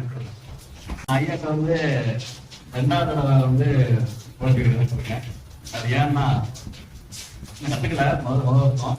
அடுத்தது ஏன்னா எடுத்துக்கிட்டோம்னா சேர்ந்தோம்னா அவர்கிட்ட பயணிக்கிற நேரம் அவரோட அந்த ஒரு வருஷத்துன்ற ஒரு விஷயம், அப்புறம் அவரோட பயணிக்கிற கோயில் எடுத்து போனோம்னா ஒரு வித்தியாசம் சொல்லுவாரு. அதுக்காக நான் அவரோட பயணிச்சுட்டு இருந்தா இருக்கும். 3வது வருஷம் அதுவும் அவரோட இந்த வாய்ப்பு கொடுத்ததுக்கு ரொம்ப நன்றி. அனைவருக்கும் நன்றி. வாய்ப்பு எல்லா செயலுமே இறைவனால தான் நடக்கும். இறைவனுடைய அனுமதி இல்லாமல் எதுவும் நடக்காது. அந்த வகையிலே பையத்தில் வாழ்பவர் வானுடைய தெய்வத்தில் அவர்களை வைக்கப்படும் சொல்லுவாங்க. அந்த வகையில ஐயா அவர்கள் போன ஜென்மத்தில் சித்தரா தான் இருந்திருப்பாங்க. சித்தர்கள் ஆசை இல்லாமல் எழுத்தாங்கியே பிடிக்க முடியாது. அவர் இந்த காலத்தை சித்தார். அப்படிதான் நான் பாக்குறேன். ஏன்னா அவ்வளவு ஒரு பெரிய விஷயத்த ஒரு இதை வந்து படிச்சு எழுதி மற்றவங்களுக்கு சொல்லி கொடுக்குற அளவுக்கு ஆட்கள் வல்லமை பெற்றிருக்கிறாருன்னு சொன்னா சித்தரா தான் இருக்க முடியும். அவர் இந்த காலத்துல வாழக்கூடிய சித்தர் ஐயா. ஆகவே ஐயா அவர்கள் உடல்நலம் வீணாயும் நிறைய செல்வம் உயர்ப்புகள் மெய்யான பெற்று நீண்ட நாள் வாழணும். அவர்களும் அன்பு குடும்பமும் வாழ்க்கையில் எல்லா வளமும் நலமும் பெற்று வாழ வேண்டும் என்று கூறி நிறைவு செய்கின்றேன். மன்னிப்பு குறிப்பிட்ட நேரத்தில் ஆரம்பித்து குறிப்பிட்ட நேரத்தில் முடிச்சு நினைக்கிறவன் நேரம் உங்க எல்லாரையும் மலைக்கு முன்னாடியே அனுப்பியிருக்கணும். நான் விட்டாலும் மழை வந்துடுவாங்க. உண்மையிலேயே மகிழ்ச்சி, மனநிறைவு. இந்த அழைப்பு நண்பர் ஆய்வாளர் அறிஞர் ஏனாகத்தின் பொறுப்பாளர்கள் மதிப்புக்குரிய கலந்தை செயல்பாளர்கள் பொது தரப்பில் போட்டிருந்தார். இந்த நிகழ்ச்சியே வேண்டாம்னு ரொம்ப கடுமையா சண்டை பிடிச்சிட்டு இருந்தேன். ஏழைகளுக்கு பொருளாதார அவங்க நிறைய பேசுனாங்க. நிறைய அவங்க மனம் காயப்படுற மாதிரி இருந்ததுனால கடிதா சொல்லிட்டு வேண்டாம் அப்படின்னு. என்ன காரணம் அப்படின்னா, எனக்கு இந்த பணி செய்யறதே விருப்பம். இந்த ஆச்சரியப்படுவார். நம்ம எடுக்கல அப்படின்னா நாட்டில் ஒன்றும் விலைவாசி குறைக்கிற போது கிடையாது, இல்லை ஏறிட போது கிடையாது, மழை பெய்ய போது நிற்கிறது கிடையாது, மழை பெய்யாமல் இருக்கிறது கிடையாது. நமக்கு அறிவு என்கிறவங்க சொல்ல போனா எனக்கு இந்த துறையில ஏதோ ஒரு ஆர்வம். அதை நான் மட்டும் பயணிக்கணும், தெரிஞ்சுக்கணுங்கிறது இல்லாம மற்றவங்களுக்கு சொல்லிக் கொடுத்து கற்றுக்கலாம். அந்த வகையில இந்த நிகழ்வை ஒருங்கிணைத்து கிட்டத்தட்ட ஒரு வாரமா அவங்க நைட்டு எடுத்தாங்க. இதுல அவங்க தான் ஜெயிச்சாங்க. அவங்க என்ன பண்ணாங்க, நம்ம சொன்னா கேட்க மாட்டான், யார்கிட்ட சொல்லணும், கேட்க பார்த்து என்ன செய்யற சொல்லணும், மாணவர்கள் சொல்லணும். எப்படியாவது கட்டாயத்தை கொண்டு வந்து நேர்த்தி காலையில அவங்க கேட்கணும், இல்லை வேண்டாங்க அப்படின்னா எனக்கு கொஞ்சம் இது எல்லாமே ஒரு கூச்சம் உண்டு. எதுக்கு வேண்டாம் அப்படின்னா, இல்லை இல்லை நாங்க பண்றோம் அப்படின்னாங்க. அதோட தண்டனை நீங்க எல்லாம் நீங்க அனுபவிச்சுருவீங்க. உலக நாளே உட்கார்ந்துருக்கிறது ஒரு பெரும் தண்டனை தான்.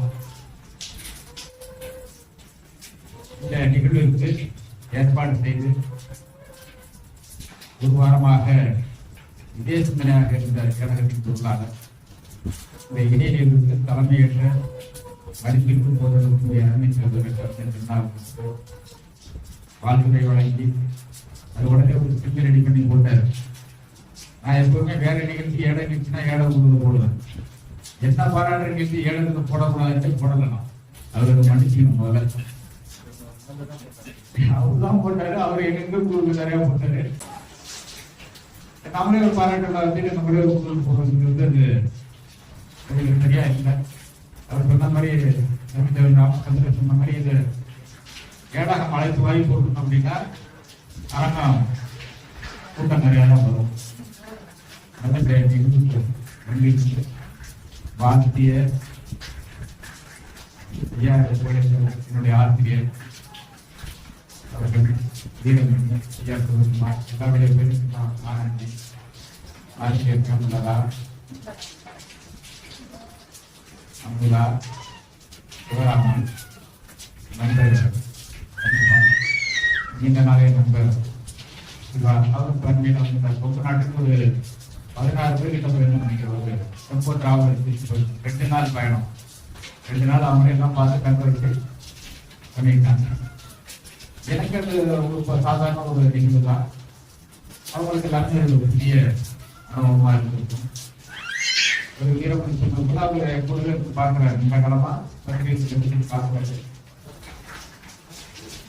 ஒரு பணி எது செஞ்சாலுமே அது பாட்டு நடக்கட்டும், அவ்வளவுதான். இந்த பணி இந்த அரசியல் உடம்பு நிறைய இளைஞர் வீட்டு உறுதி கொண்டாலும் ஒன்றதுதான் ஒப்பம்.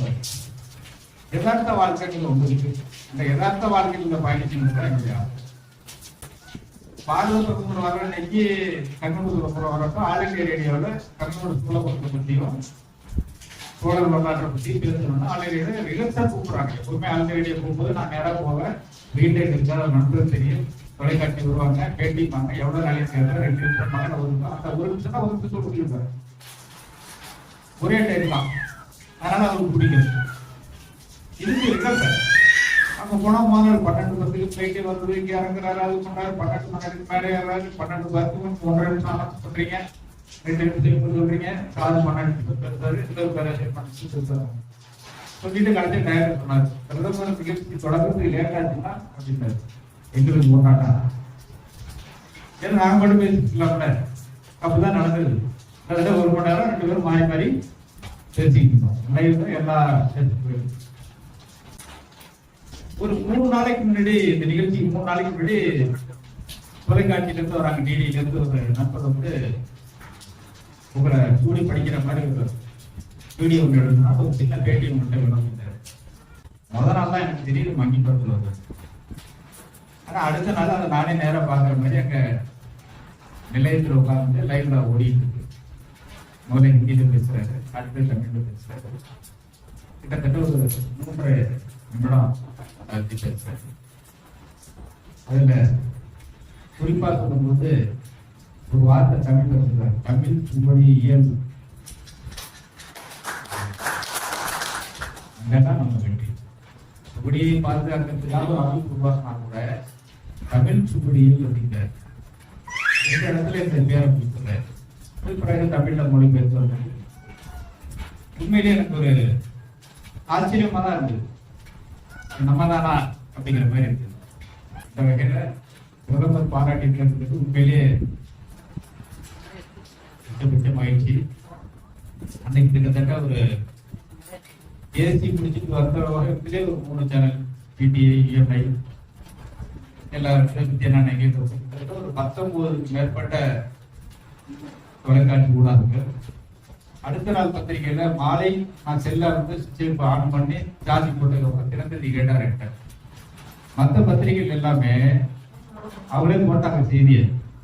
அடுத்த நாள் தமிழ் நான் தான் இங்கிலீஷ் கிடக்குங்கிறாரு, காலிங்க கேட்டா நான் தான் தினமலர் கிடக்குறேன். ஏன்னா அவங்க யாரும் என்ன தொடர்பு பண்ண முடியல.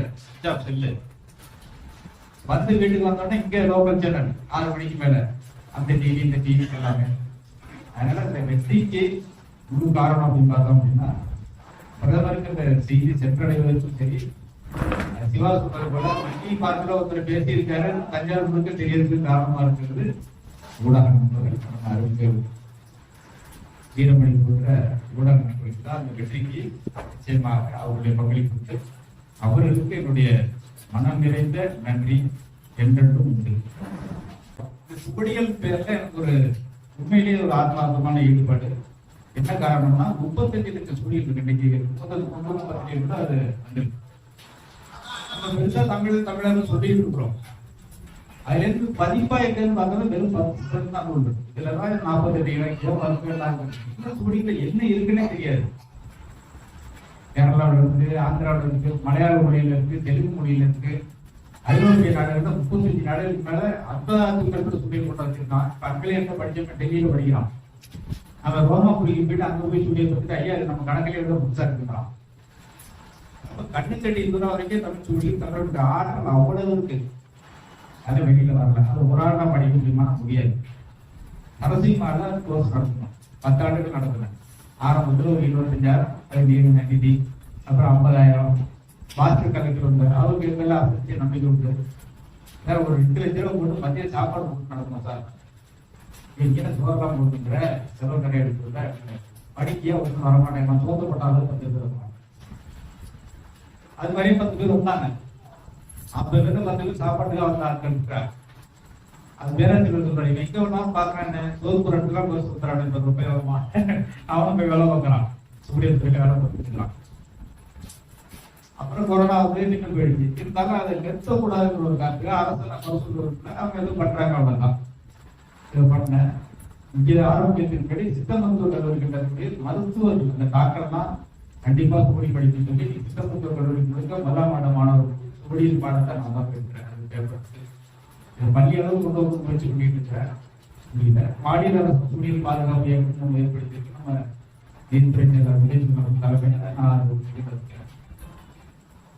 இதெல்லாம் பார்த்துட்டு டெல்லியில எப்படி கேள்விப்பட்டாங்க, என்ன கேள்விப்பட்டாங்கன்னு தெரியல.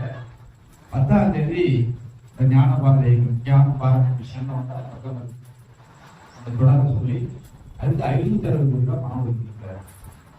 560 கோடி ரூபாயில இந்தியாவுக்கு இருக்கக்கூடிய சுவடிகள் ஆவணங்கள் எங்கெல்லாம் இருக்கோ அதெல்லாம் டிஜிடைஸ் பண்ணுங்க. டெல்லியில் ஒரு காப்பி வச்சுக்கோம்.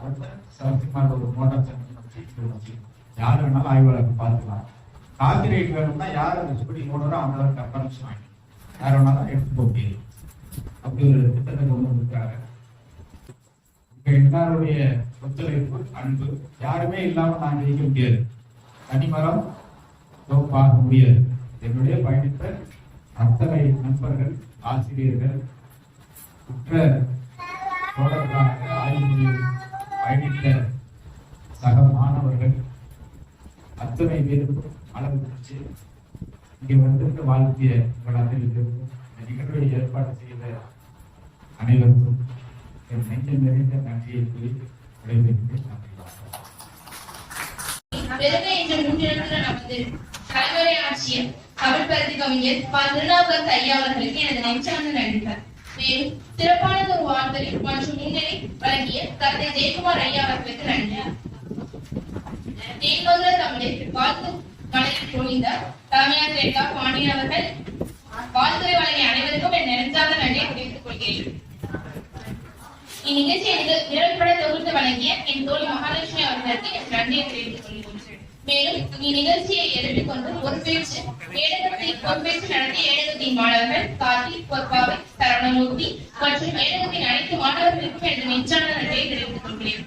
மேலும் விநாயகர் கோவில் அறங்காவலர்களுக்கும் விநாயகர் அறங்காவலர்களுக்கும் இவ்விழாவில் கலந்து கொண்டு சிறப்பித்த அனைவருக்கும் எனது நெஞ்சான நன்றியை தெரிவித்துக் இனிமை தமிழ் மொழி எமது எமக்கு இன்பம் தரும்படி வாய்த்த நல்ல அமுது. இனிமை தமிழ் மொழி எமது எமக்கு இன்பம் தரும்படி வாய்த்த நல்ல அமுது. கனியை பிழிந்திட்ட சாறு கனியை பிழிந்திட்ட சாறு எங்கள் கதியில் உயர்ந்திட யாம் பெற்ற பேரு. இனிமை தமிழ் மொழி எமது எமக்கு இன்பம் தரும்படி வாய்த்த நல்ல அமுது.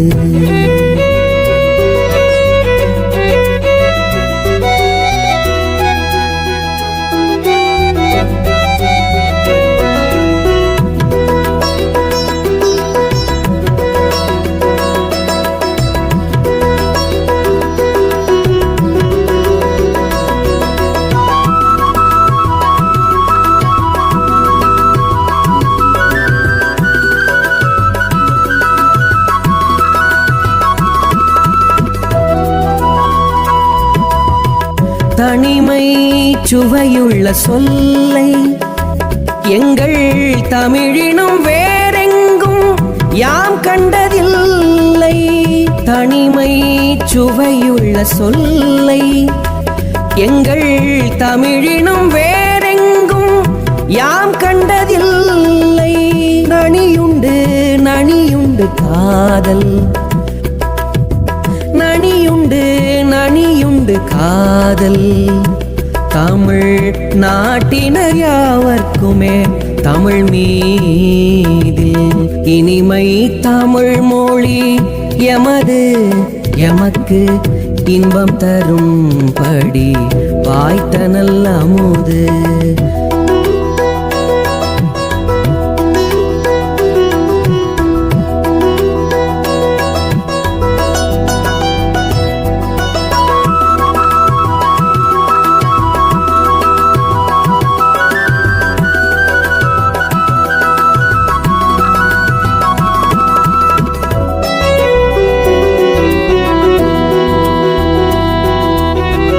தமிழ் எங்கள் உயிர் என்பதாலே வெல்லும் தரமுண்டு தமிழர்க்கு இப்புவி மேலே. தமிழ் எங்கள் உயிர் என்பதாலே வெல்லும் தரமுண்டு தமிழர்க்கு இப்புவி மேலே. தமிழ் எண்ணில் எம் உயிர் பொருளாம், தமிழ் எண்ணில் எம் உயிர் பொருளாம். இன்ப தமிழ் குன்று மேல் தமிழ் நாடெங்கும் இருளாம். இனிமை தமிழ் மொழி எமது எமக்கு இன்பம் தரும்படி வாய்த்த நல்ல அமுது.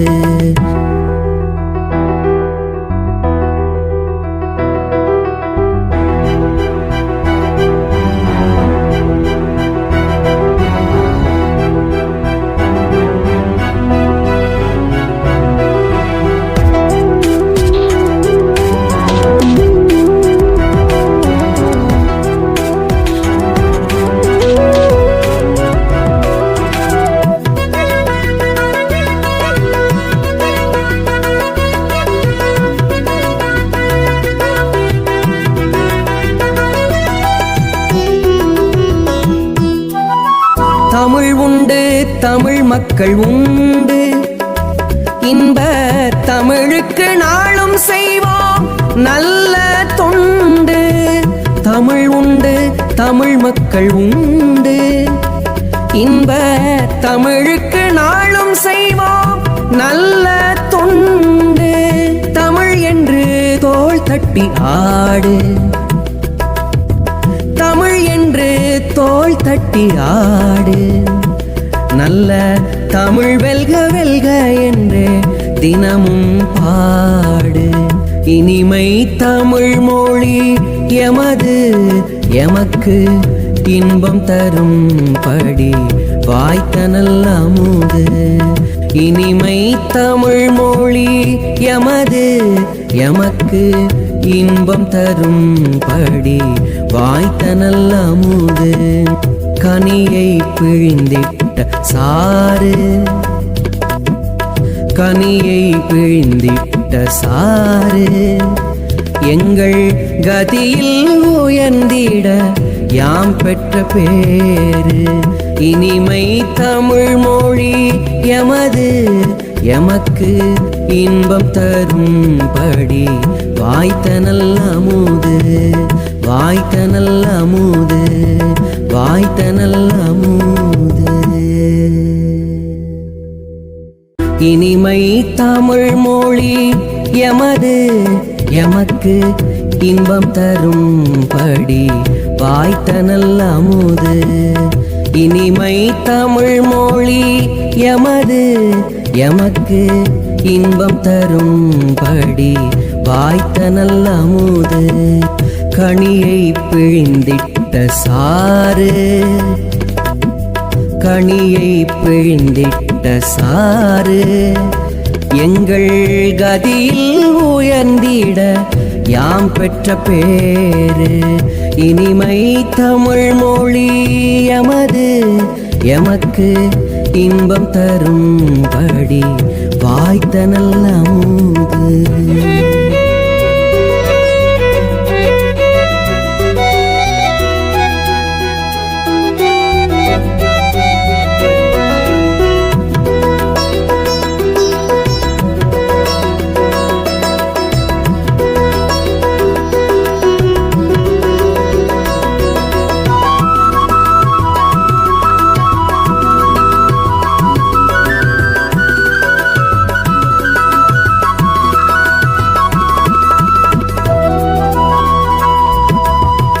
தனிமை சுவையுள்ள சொல்லை எங்கள் தமிழினும் வேறெங்கும் யாம் கண்டதில்லை. தனிமை சுவையுள்ள சொல்லை எங்கள் தமிழினும் வேறெங்கும் யாம் கண்டதில்லை. நனியுண்டு நனியுண்டு காதல், நனியுண்டு நனியுண்டு காதல் தமிழ் நாட்டினர் யாவர்க்குமே தமிழ் மீதில்